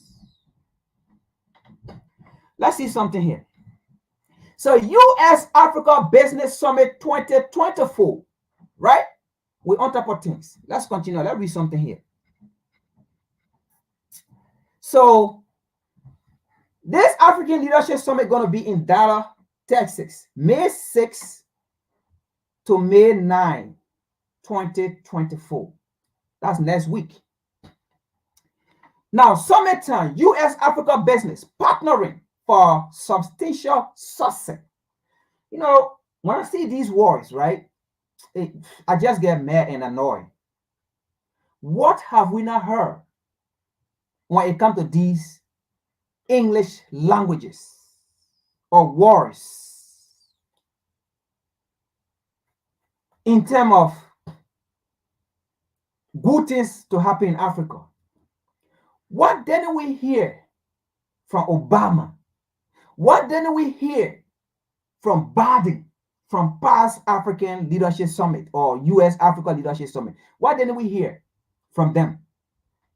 Then what did we see? What kind of development did we see when they had this summit with Obama? What did we see on the African continent? Nothing. Zero. What did we see on the African continent when they had a so-called meeting with Biden? Nothing. What we saw was African leaders selling, going against African leaders. What we saw was African leaders selling They are brothers and sisters to the enemies. What we saw was African leaders getting prepared, getting ready to go wage war on African nations, African leaders. That's what we saw. That was the product of the Biden US Africa Leadership Summit. That was what we saw. That was the byproduct of the Biden US African Leadership Summit. We saw puppet African leaders. We saw slave African leaders. We saw horse Negro African leaders. Let's continue here. Corporate Council on Africa will host. It's all about Africa. You know, look, these African leaders are the problem. When they are hosting this meeting with the European, you will never hear them saying, our survival, is with Africa. Yeah, these things is about Europe and America. It's not about, you will never hear them saying it, but it's always about Africa. It's always about Africa. Corporate Council on Africa will host the 16th U.S. Africa Business Summit on May 6 to May 9, 2024 in Dallas, Texas. The summit will bring together more than 1,500 U.S. and African public and private sector. Africa, let me ask you, Africa, do you have a private sector? No, you don't. Because if you have a private sector, I don't think you'll be running coming to the US, you'll be running going to UK, you'll be running going to China, you'll be running going to Russia, you'll be running going to Japan, you'll be running going to, how they call it, India.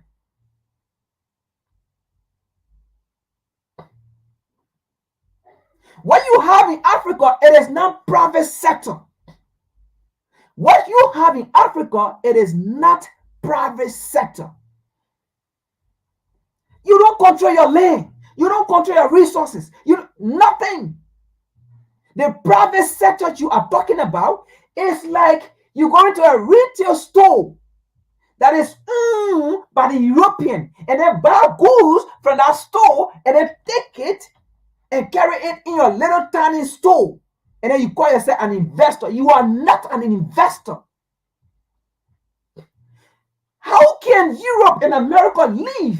Europe and America go on the African continent and own the mine, own the land, own the uranium, own the oil, everything. And then they exploit your resources, your oil, your uranium, your diamond, your timber, everything, your iron ore, your rubber. They get everything. And then they get it into finished products. And then you call yourself African investor. You go to them and buy a piece of the rubber that is already finished, product, and then go put it in your store and then sell. You say you private, you part of the private sector.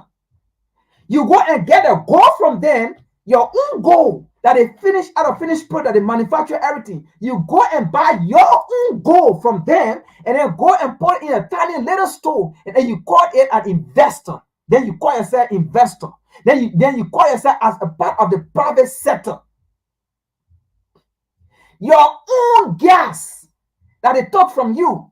And then you go to Europe and America, buy your own gas, and then transport it on a ship in Africa. And then go and have a little gas station, a mini gas station, and then you call yourself an investor. You are not an investor. You are being taken advantage of. You are not an investor. You have no idea of investment. You have no idea of business. Because if you have idea of business, you will take control of your own land, of your own resources into finished product and then sell it to them.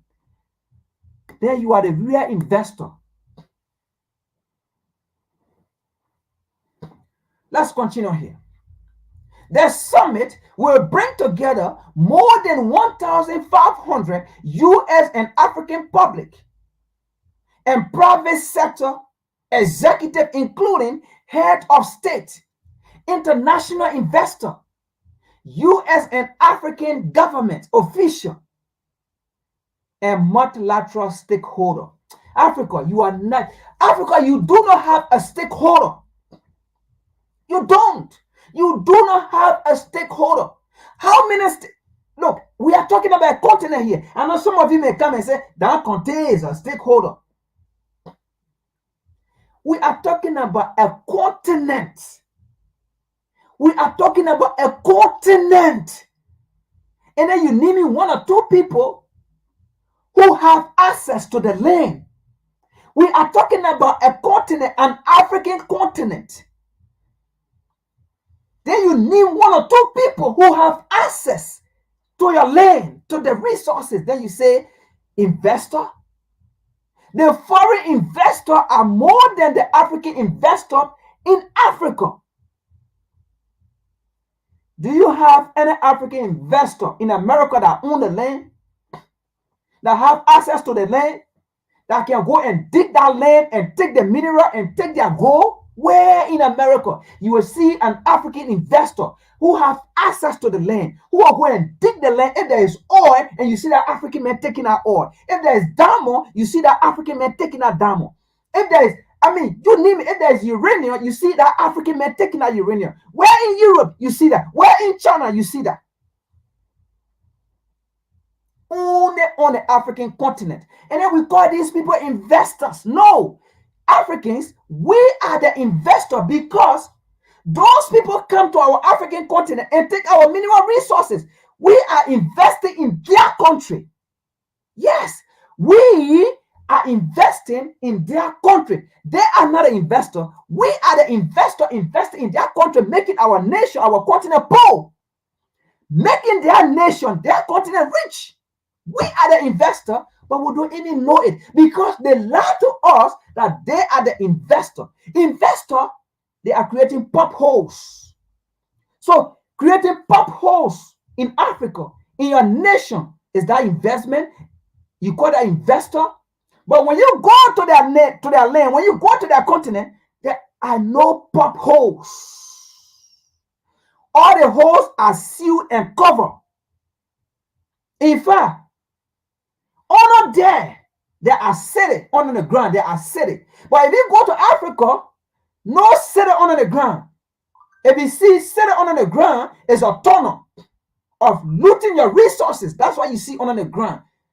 It's a tunnel under the ground where they go under the ground and loot your resources, your diamond, your gold, your uranium. That's the kind of development we see in Africa. We are the investor. We invest in their country because they take our resources. They are not investors. They are exploiting us. So get the difference between investor, investment.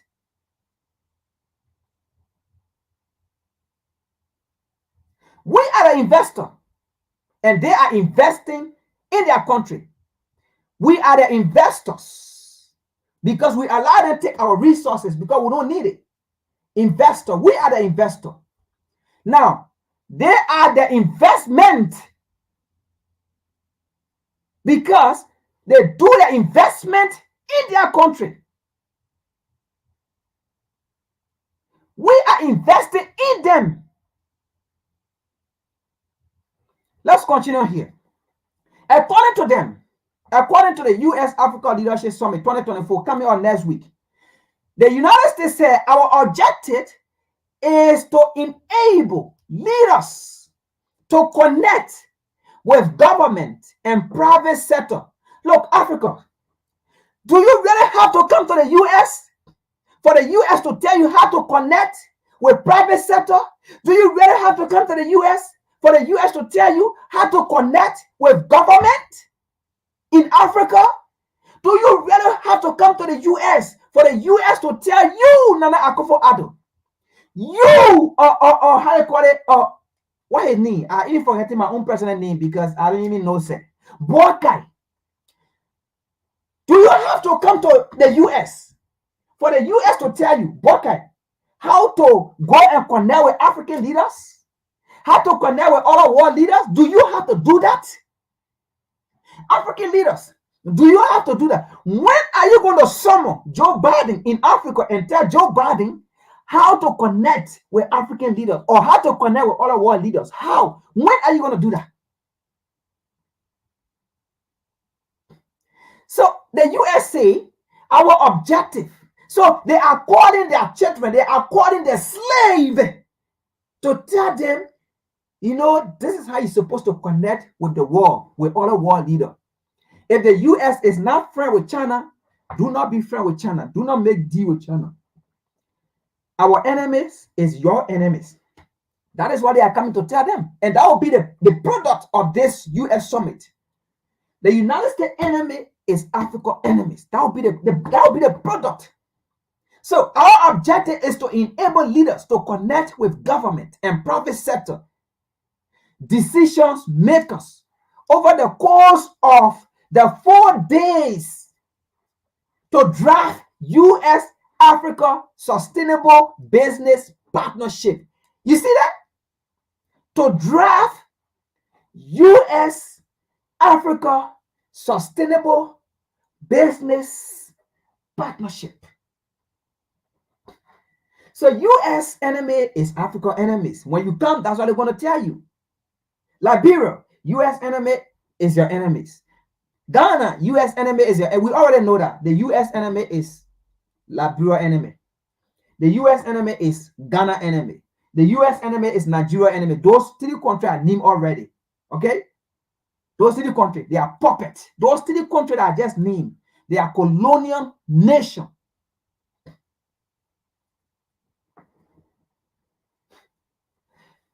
Why will Burkina Faso not be part of the US summit if they are out for peace? Why would Burkina Faso not be there? What is Burkina Faso doing wrong?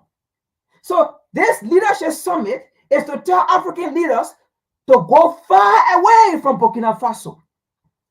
So they are coming so that they can create division among African leaders. And African leaders will go and sit on the African continent with their dumb head and go, instead of them going to find out or to ask Burkina Faso or Tuareg, why are you doing this? Let them get the side of Tuareg. And before we leave, Tuareg is going to speak. He's going to speak to the African leaders who are coming here, next week. Abraham Tuareg already sent a message to them. So, folks, that is what they are coming for. So, while the US is working tirelessly, right, fighting other people, they are also working with African nations. Not in the interest of Africa. So you see, so African leader will be coming next week. So that's what they are coming for. That is what they are coming for. But let's see what Dr. Arikina said. Abraham Tuareg got a message for those African leaders. He spoke already to those African leaders. He got a message for them. And I'm going to show it here. But Abraham Tuareg is ready. When they come from this summit, Abraham Tuareg is ready for them.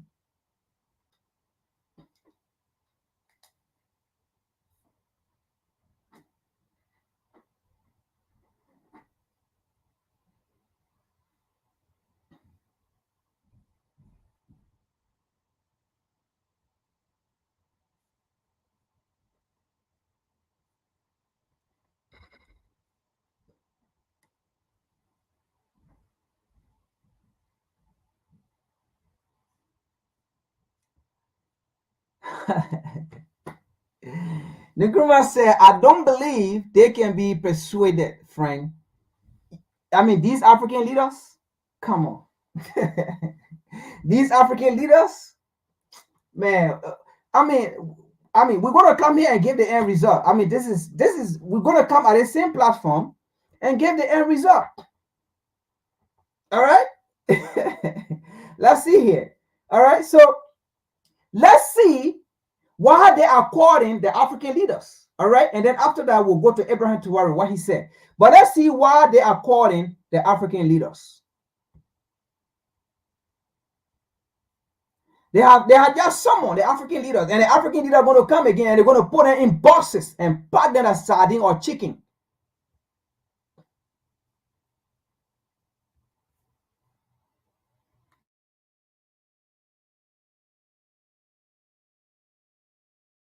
Is the continent where the rest of the world is going to for their needs. Gold, check. Diamonds, check. Oil, check. Coltan, check. Copper, check. The list goes on. It's all in our beloved Africa, and the world wants it. We must understand the international finance system and how it is keeping their knees on the necks of the African countries. Africa is the continent where the rest of the world is going to for their needs. Gold, check.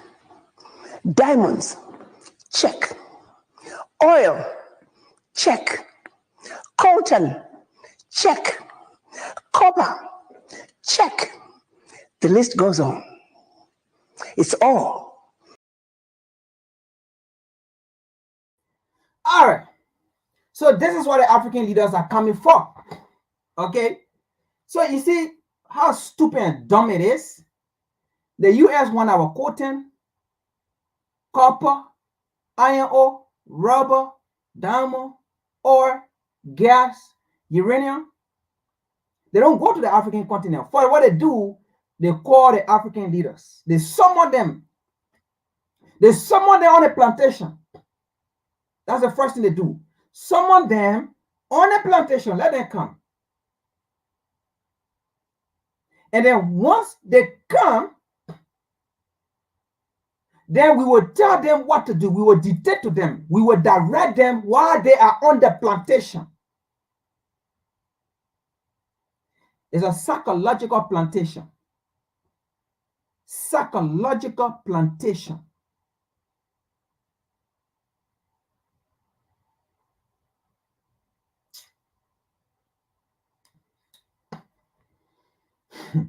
It's sad, man. Very, very sad, you know. Sad. Let me see something here. Hold on. Let me see something. Hopefully. Let me see here. Let me see something here. Let me go back to that article, okay? Bear with me. Let me pull out something from that article. I want to show something. I want to show something. Hold on. Sorry.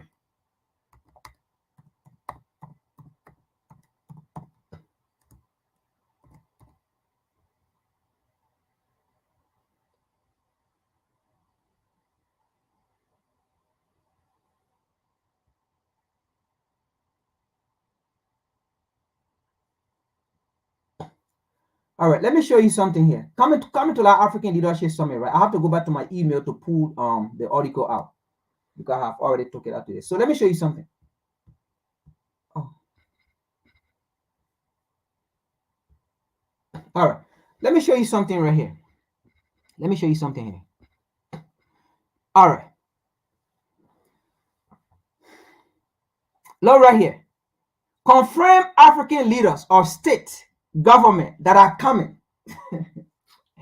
You see, Liberia is the first.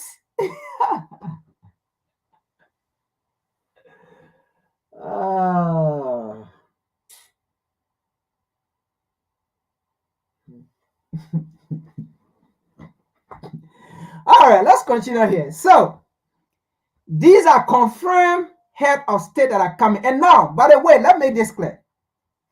These African leaders that are coming, right? These are leaders that was picked by the US. It was not just, something that out of a blue moon, like, oh, all African leaders should come. No. These are people who, look, Africa is divided, man. Africa is totally divided. I'm telling you. This nation here are nations who are closely tied with US and Europe. They are not very closely tied with China and Russia, although there might be some agreement between them and China. But all of these nations that are here, none of these nations have any close relation with Russia. Burkina Faso have close relations with Russia. Burkina Faso is not here. Mali is not here. Niger is not here. Did you see that?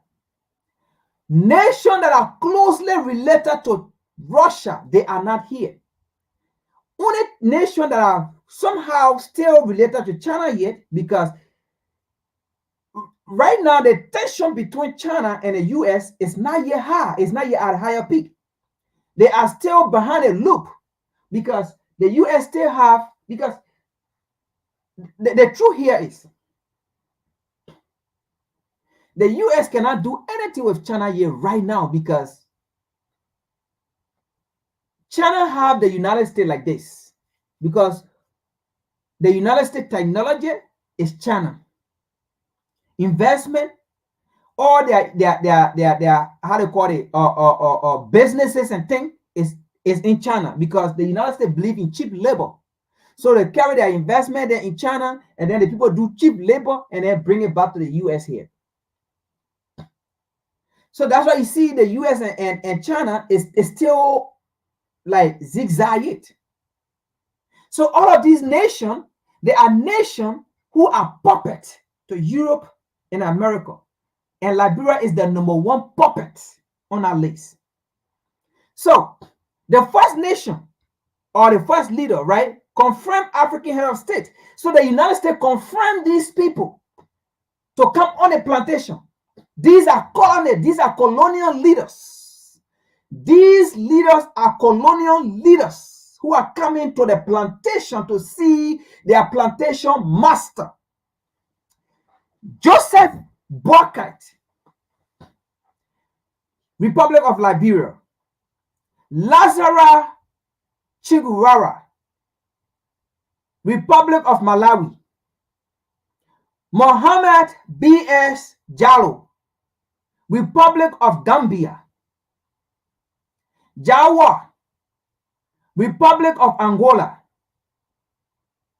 Manjara, Prime Minister, Kingdom of Lesotho.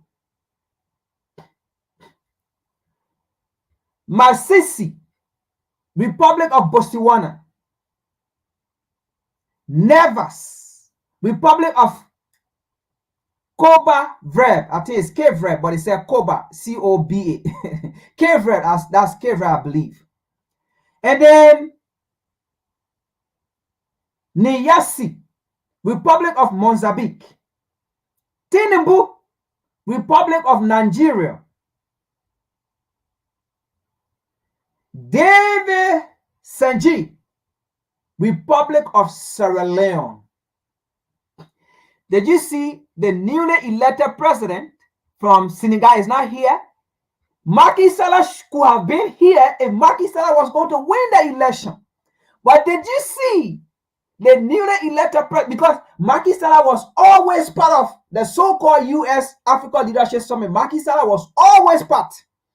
But did you see Macky Sall? I mean, did you see the president of Senegal is not here? The newly elected president is not here. Because you recently saw how they spoke. The Prime Minister of Senegal and the President of Senegal, they recently spoke. And you saw the video, and they said it's not business as usual. And you saw the speeches they gave. So they are not here, or he's not here. But always, when they had this summit, Macky Sall have always been part.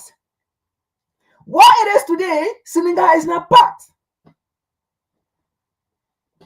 Because those leaders, they mean true freedom. And these leaders that are named here, they do not mean freedom for the nation they serve. They are all puppets leaders. And those nations are all colonial nations. I said it. Now, let's stay here. And you see these African leaders, all of them that are here, none of them are coming for African interests. And all of them are coming with different mindset. All of them are not coming as Africans. They are not coming as Africans. Look here. But do you see the delegate that they are coming to meet? They are coming to meet all of these people as American, and they are coming to fight for American interests. Look here. Look. 1, 2, 3, 4, 5, 6, 7, 8, 9. 10 African leaders, 10 African nations that are coming. Out of 55 nations in Africa, 10 was picked among the 55. That showed the disunity of African leaders. You are not supposed to be in a summit. If you are supposed to be here, it's supposed to be the interest of Africa, not one nation. But see here, 10 African leaders, right, and 10 head of state, right? But see the people that they are coming to meet, all of them. 1, 2, 3, 4, 5, 6, 7, 8, 9, 10, 11, 12, 13, 14, 15, 16, 17 representatives from the U.S. government official, right? 17 delegates from the U.S. that will be in that meeting. One nation, got 17 delegates. And then a whole continent. America is not a continent. Or let's say the United States is not a continent, but they have what? 17 delegates. Now, Africa, a continent, have 10 delegates. And those 10 delegates, they are coming individually with different mindsets. In fact, these leaders have not spoken to each other about why are they coming to this meeting. What are they coming to say? Are they coming to represent each nation or represent Africa? But do you see these 17 delegates from the U.S.? They are all coming to represent the U.S. And this is power dynamic. And this is how they're going to manipulate the minds of these leaders because they are coming individually. Look here. The first person on this list, this horse Negro, Lena Thomas Greenfield. I'm not going to call her ambassador. I'm not going to call her honorable, because if I call her honorable, then that means I agree to the air and society, that she calls on African leaders, on African continent. Then I agree to it. She's not an ambassador. She's not an honorable. I'm going to call her Lena Thomas Greenfield. In fact, I'm going to call her Greenfield. That's it. No respect. Now, the first person on this list here, this is a lady in Liberia. She never liked the former president of Liberia. She campaigned against that former president of Liberia until they remove him. Here is she here. She is the first person.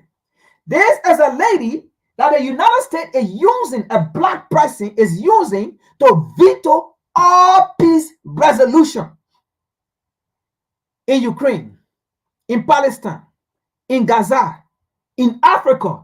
This same lady, black woman, horse Negro, she is the one that the U.S. is using to veto every peace resolution on the African continent. Peace resolution in Sudan, peace resolution in Mali, peace resolution in Burkina Faso, peace resolution in DRC. This lady, she veto all.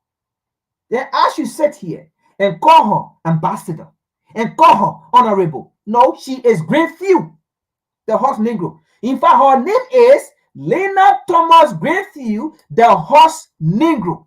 Let's continue here. So it says, Thomas Greenfield, the horse Negro, representative of the USA to the United Nations. She's representing the U.S. in this Africa meeting, right? Now let's see here again. Another person, TAR, United States Trade Representative. So you see, all of them, the U.S. is bringing her all her experts. But look here, Africa have no experts. Africa does not have no trade leader, no expert from Africa, right? But the United States produce all her experts. So TAR, the United States Trade Representative. And then you have Louis, President and Chair of the Board of U.S. Export. So you see, they are bringing all the experts in all of these areas to get the African resources. So they are coming with the how they call it, expert sports. Okay, so Louis, president and chair of the Board of United States Export Import Bank. Now you have Alice Upright, CEO, Millennium Challenge Corporation. So they are coming with all these experts. When African leaders see it now, then they think that these people will go on the African continent and help their African citizens. But they've been having all these series of meetings with these same so-called people. What have been the end results of the African continent? But let's continue here. You got Travis, president and CEO, U.S. Africa Development Foundation. Ebony, director, U.S. Trade and Development Agency. Torres, deputy secretary, United States Department of Agriculture. Look, I'll take this thing out, man. Look here. You know, it's so sad. Very sad. Let me take this thing out. It's very, very sad. Very, very sad. Okay? Very, very sad. What are the African experts? I mean, out of 55 nations, the United States sat down and picked 10 and handpicked. And these nations are colonial nations, colonial leaders. They are all slave leaders. They are slave leaders who were picked. And they are the one coming next week.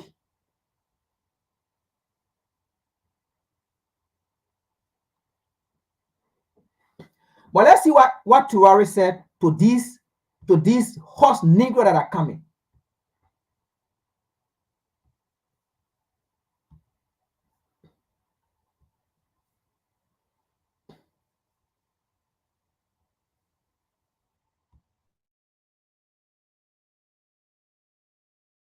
But it is time for us to decolonize. And it starts with the mentality. I count on each of you, each authority, to be able to decolonize the mentality. You have to have confidence in yourself. You have to have confidence in your country. Our ancestors fought to preserve what we now call Burkina Faso. There is no reason for us not to fight for a better Burkina Faso for our children. We were taught that we are poor, that we have nothing. But do you realize that this is wrong? This is colonization. We have to decolonize our mentality. We have to have another discourse. And we are here for the awakening of conscience. It's not just about going to war, about staying in the same mentality. Because you will still be colonized if you stay in it. We have to decolonize. This is the war we are waging. And if you follow the news very well, you will understand easily, because terrorism will be defeated.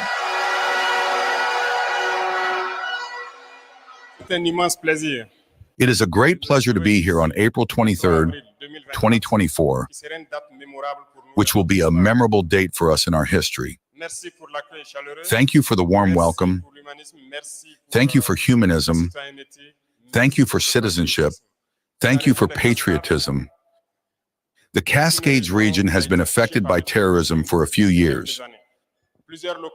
Several towns were under terrorist attack. But thanks to your dedication, with the support of various security forces, the commitment of Dozo, and the commitment of the youth as VDP, today we can say that this is one of the regions where we were able to overcome more or less the terrorist attack. Congratulations to you and thank you.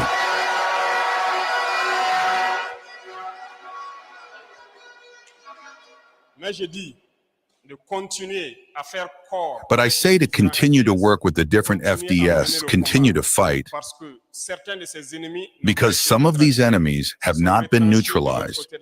They have retreated to the other side of the border. Maybe they are preparing to return, but they should be reserved for the welcome they deserve if they ever have to return in any form.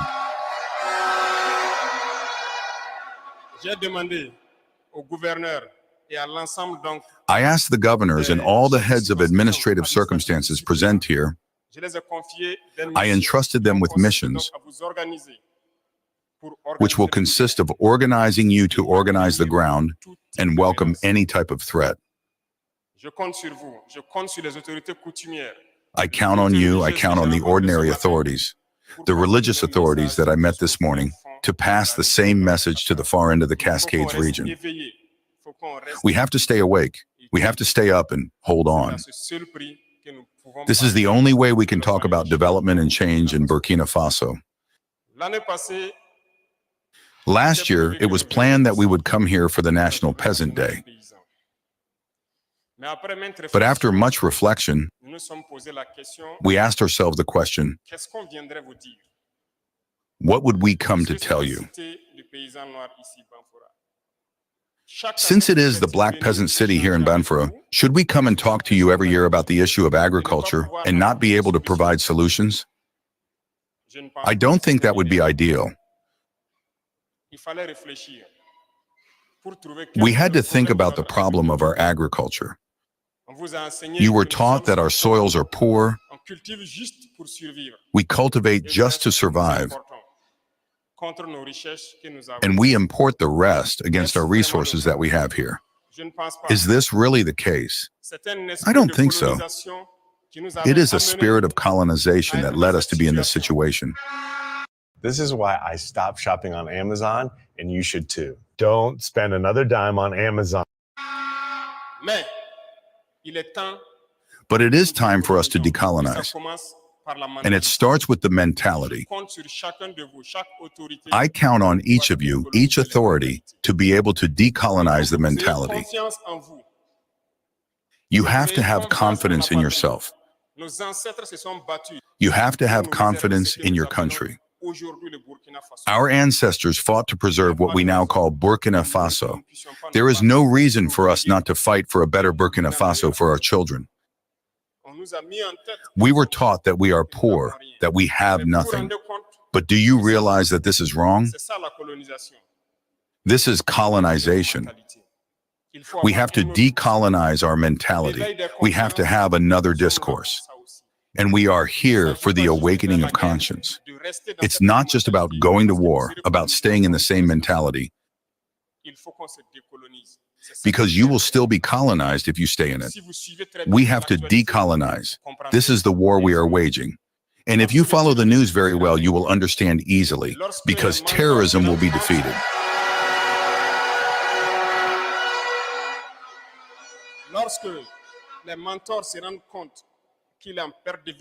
And when the mentors realize that they are losing speed and that they will be defeated, they are organizing themselves to come and fight here. Well, we are getting ready. We are ready. We will defend our lands until the end.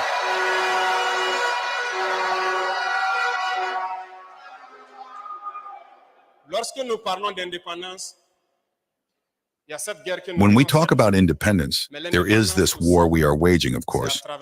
But independence is also through what we consume.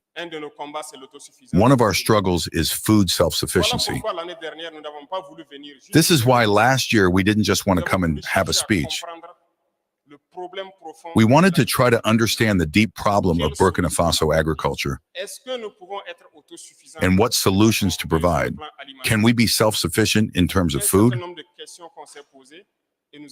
We asked ourselves a number of questions and we got all the answers we needed. Because we experienced many things in 2023, we launched the Presidential Initiative for Agriculture and Food Self-Sufficiency. With the Minister of Agriculture, we launched the Agricultural Offensive at the end of the year. We understood our potential, We understood our difficulties, and we drew up a number of lines that we have to draw up as we go so that we can achieve food self-sufficiency as quickly as possible. The Cascades region is a model region, and I think you know that here it's the seed that can feed the whole of Burkina. Mais que faut-il faire? Que faut-il faire? La première des choses, c'est ce que vous êtes en train de faire. But what should we do? What should we do? De votre situation. Vous avez pris conscience de vos réalités, vous avez pris conscience de votre The first thing is what you are doing. You are more aware of your situation. You are more aware of your realities. You are more aware of your wealth.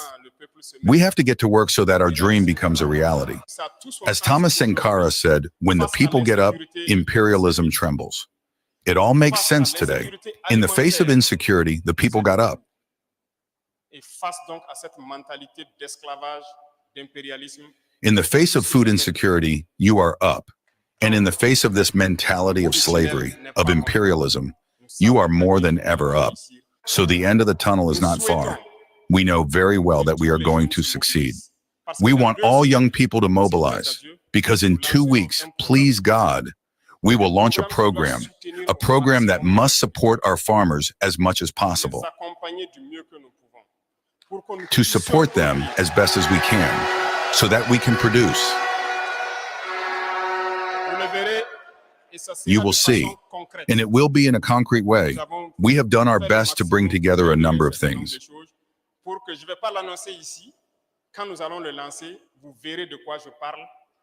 I will not announce it here. When we launch it, you will see what I'm talking about, and you will understand that we are committed at all costs not to reach out.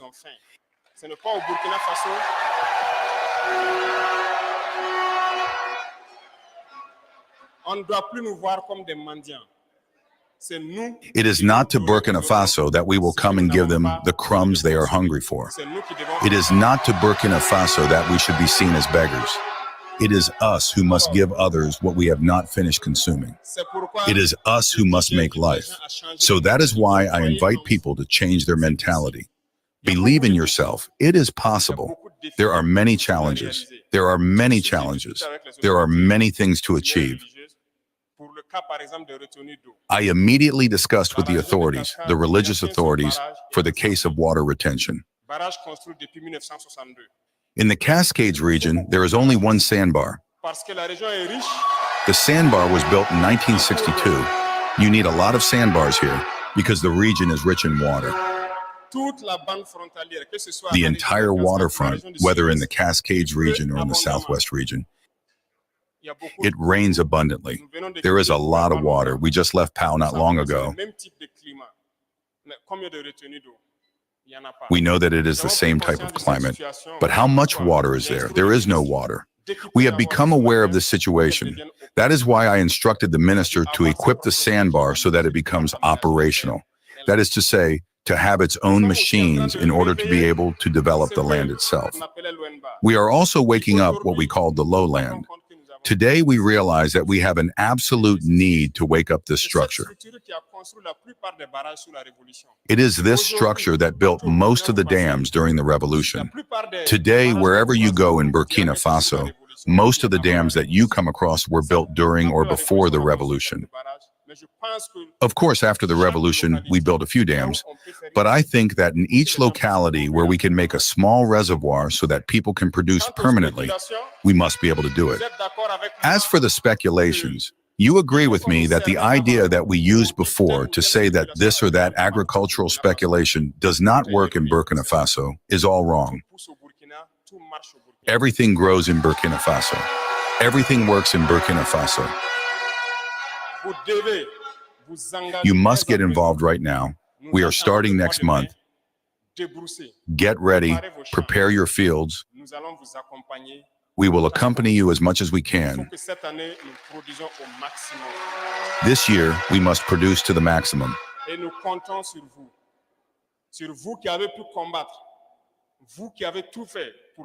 And we count on you. We count on you who were able to fight, on you who did everything to free this area from hydrothermism. We must be able to produce to the maximum. Get everything in place The leaders of this construction were instructed to consolidate and to make sure that everything goes very well. So I want to tell you that the issue of agriculture is important to us, and the issue of transformation is also important to us. When we start to produce, we will immediately think of transforming. On the way here, I saw our mothers selling mangoes. Many of them, in 2 or 3 days, will rot. They will have to throw them away. And this has been happening since independence.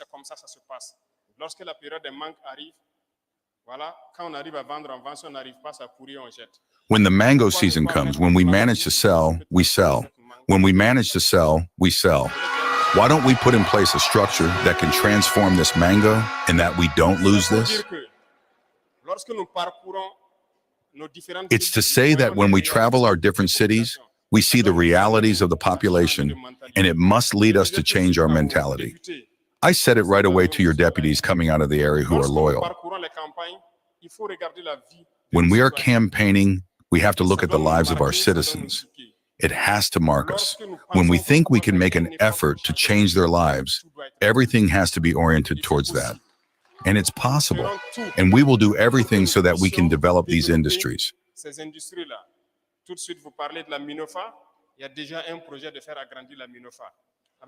You were talking about Minofar. There is already a project to enlarge Minofar. With our wheat production, we understood that it is possible. We don't need to import flour to Burkina Faso.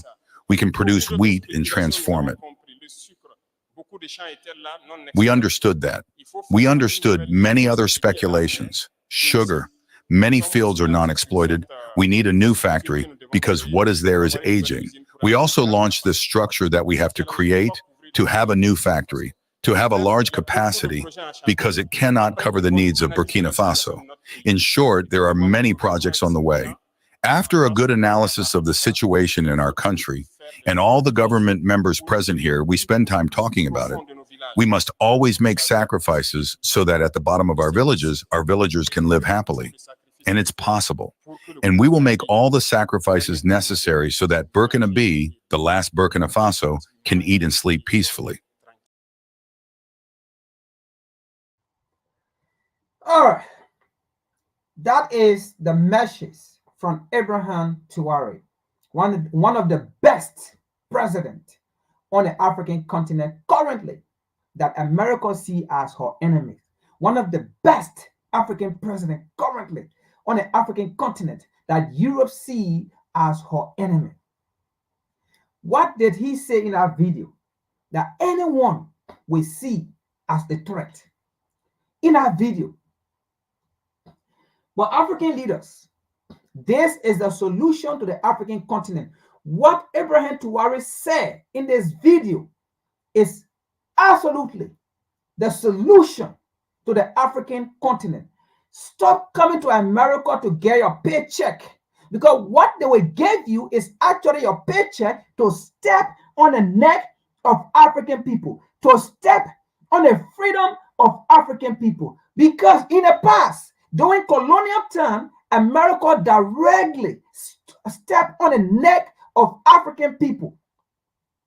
But in this time, they are using you to step on the neck of African people, on the freedom of African people. And that's the check you are coming to collect. That's the check you are coming to collect. And as you are collecting a check, you are collecting a check where your land, you have no access to it. Your land will be taken. Your mine, your mineral will be taken. Your ocean body will be taken and you have no access. And because you will accept that check, the moment your people, when they see the American military, when they see the American companies, the moment your people go to protest, now, because you are accepted a check, you have to protect American interests. Now you will send your police, you will send your armies to go and shoot and kill your citizens. That's the kind of check you are coming to accept. May 6 to May 9, 2024. That's the kind of check. But you see, Ibrahim Traoré is creating a check that his people will not be in captivity. Abraham Traore is creating a check that his people will not be stepped upon. Abraham Traore is creating a check that his people will own the land, and generations to come will own and cultivate the land. Abraham Traore. That's the kind of check he's creating. If you want to create a check along with the support of your people. And that is what Abraham Traore is doing to get on a fee along with his people. Create a check where your people will be able to feed themselves. Do not create a check, do not accept a check where your people will not own access to the land to cultivate the land. Do not accept that kind of a check. That's a bad check. Listen to what Abraham Traore is saying. But you coming to Washington, D.C., May 6 to May 9, you are a slave. You are a colonialist. You are a neo-colonialist, and your nation is a colony. Because by the time you leave, you are going to rule on the mandate of Washington, D.C. You are going to lead on the mandate of Washington, D.C. You are coming to accept a check where you will protect American interests in your country over the interests of your citizens. That check you are coming to accept. You are going to accept a check where you will be able to protect and uphold the American Constitution in your nation. The American Constitution going to defy your Constitution in that land. And that is why these foreigners, they can go to Africa. These leaders accept this check. This foreigner can go to Africa and do anything in those nations. And those leaders, those foreigners will come back to America and they will not be here reliable. Because you accept a check to protect American interest. They can commit a crime in our country. You will not do nothing, a damn to their leader, to their citizen, because you accepted a check.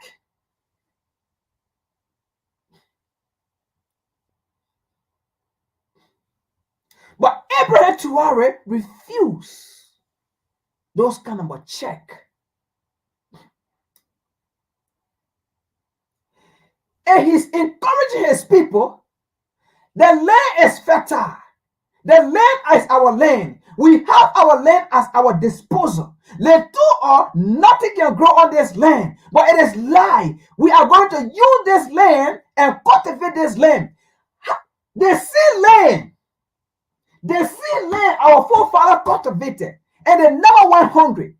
Africa was a continent that never went hungry. A continent that fed the entire world. A continent where even the so-called US also went for food.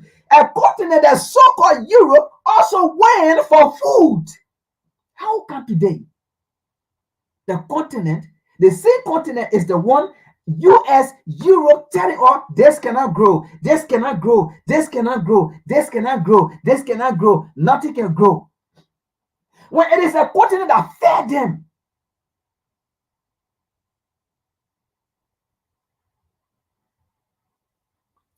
How did we get to where we are? How? That's what Abraham Traore is asking. How did we get to where we are? Who told us that? How can a land that have fertile soil, and then you telling us it can't grow food? A land that have many water bodies, you telling us it can feed us? How? How did we get to that point? Who told us that our food and supply should come from America before we can eat? How did we get to that point? Who told us that? That's the question Abraham Traore is asking. But did you see That's the kind of man Europe does not like. That's the kind of man Washington, D.C. does not like. If anyone should be in this meeting, even though I don't support African leaders coming, but, if anyone is supposed to be in a so-called U.S. Africa Leadership Summit 2024, Abraham Tuwari should be the number one person on our list because of his agenda for the African people. So instead of you so-called Negro, African Negro coming to the U.S., sit on the damn African continent and have meeting and mourn yourself about how to move the African continent forward. You don't have to come to Europe and America. They have nothing. Without Africa, they fail. Why are you coming here? When they already said, without Africa, they are nothing. Without Africa, their empire failed. Without Africa, their hegemony failed. Without Africa, their imperialists failed. So you want to give them power to continue to step on our neck. You want to give them power to continue to call us poverty. You want to give them power to continue to call us shithole. You want to give them power to continue to tell us insignificant continent. Why can't we show them the meaning of shithole too? Why can't we show them the meaning of insignificant? Why can't we show them the meaning of third world nation? Why can't we show them? Because they themselves are saying it. Without Africa, there will be terror. Why can't we show them what third world nation is? Why can't we show them what third world continent is? Why can't we tell them too, disease come from North America? Why can't we tell them AIDS come from North America? Why can't we tell them Ebola come from North America? Why can't we tell them too that all the sicknesses it come from Europe and North America? Why can't we tell them too? Because that's what they tell us. That's what they say. Why can't we see them and just tell them like you got sickness in you, you got disease? Because that's what they do to us. The moment they see us as disease.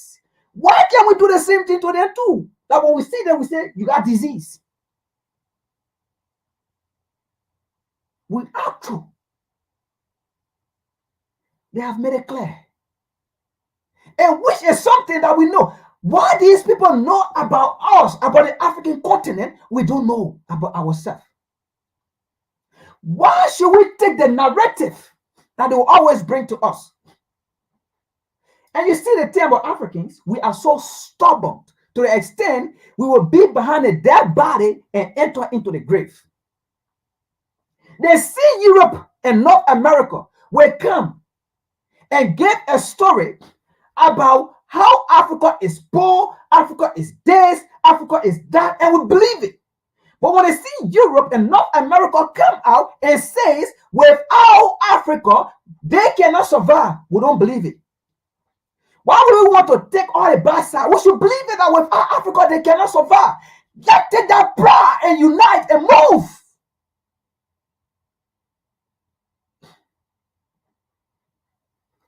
Why should we want to rescue them? Do we want to rescue them and continue to be in captivity?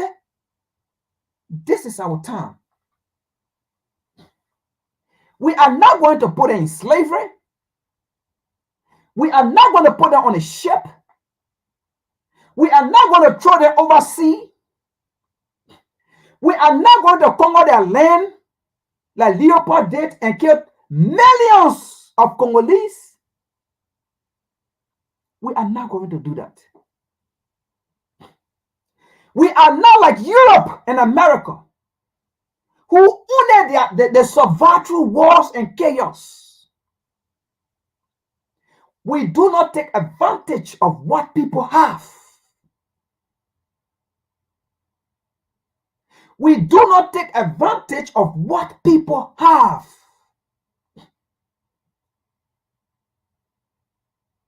We do not go after what people have. That's the difference. We do not go after what people have. We care less. And we don't care, and we will never care. So this is the time African leaders need to stand up and do the right thing and let America and Europe know how a third world continent, how a third world nation is. And we can see that too and tell them you got disease. Nothing wrong with that. Nothing, absolutely nothing wrong with that. And we can see that too and say, you poor, you need to get aid. We can see that too and come to their continent, and come to their nation, and come supply them with food. We can come as humanitarian too. What is wrong with that? What is wrong with you being a humanitarian too? Nothing wrong with that. Nothing wrong with coming and giving them what you have already eaten. Give them some. Give the leftover to them. Nothing wrong with that. What is wrong with that? They gave you leftover. Is it wrong for you to give leftover to people as well? Nothing wrong with that. We can do that too. We can give them leftover.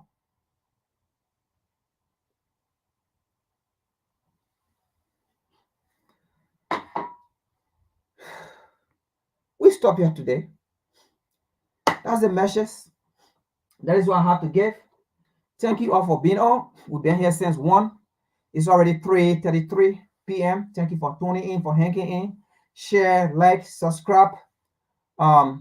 This is one of the best era that you can come and get information and be educated of the happening in the world. This is where you come and get true information. All right, because we bring the reality. We don't bring the opinion. Thank you for your support and keep supporting. We'll see you all Saturday and Sunday. Peace.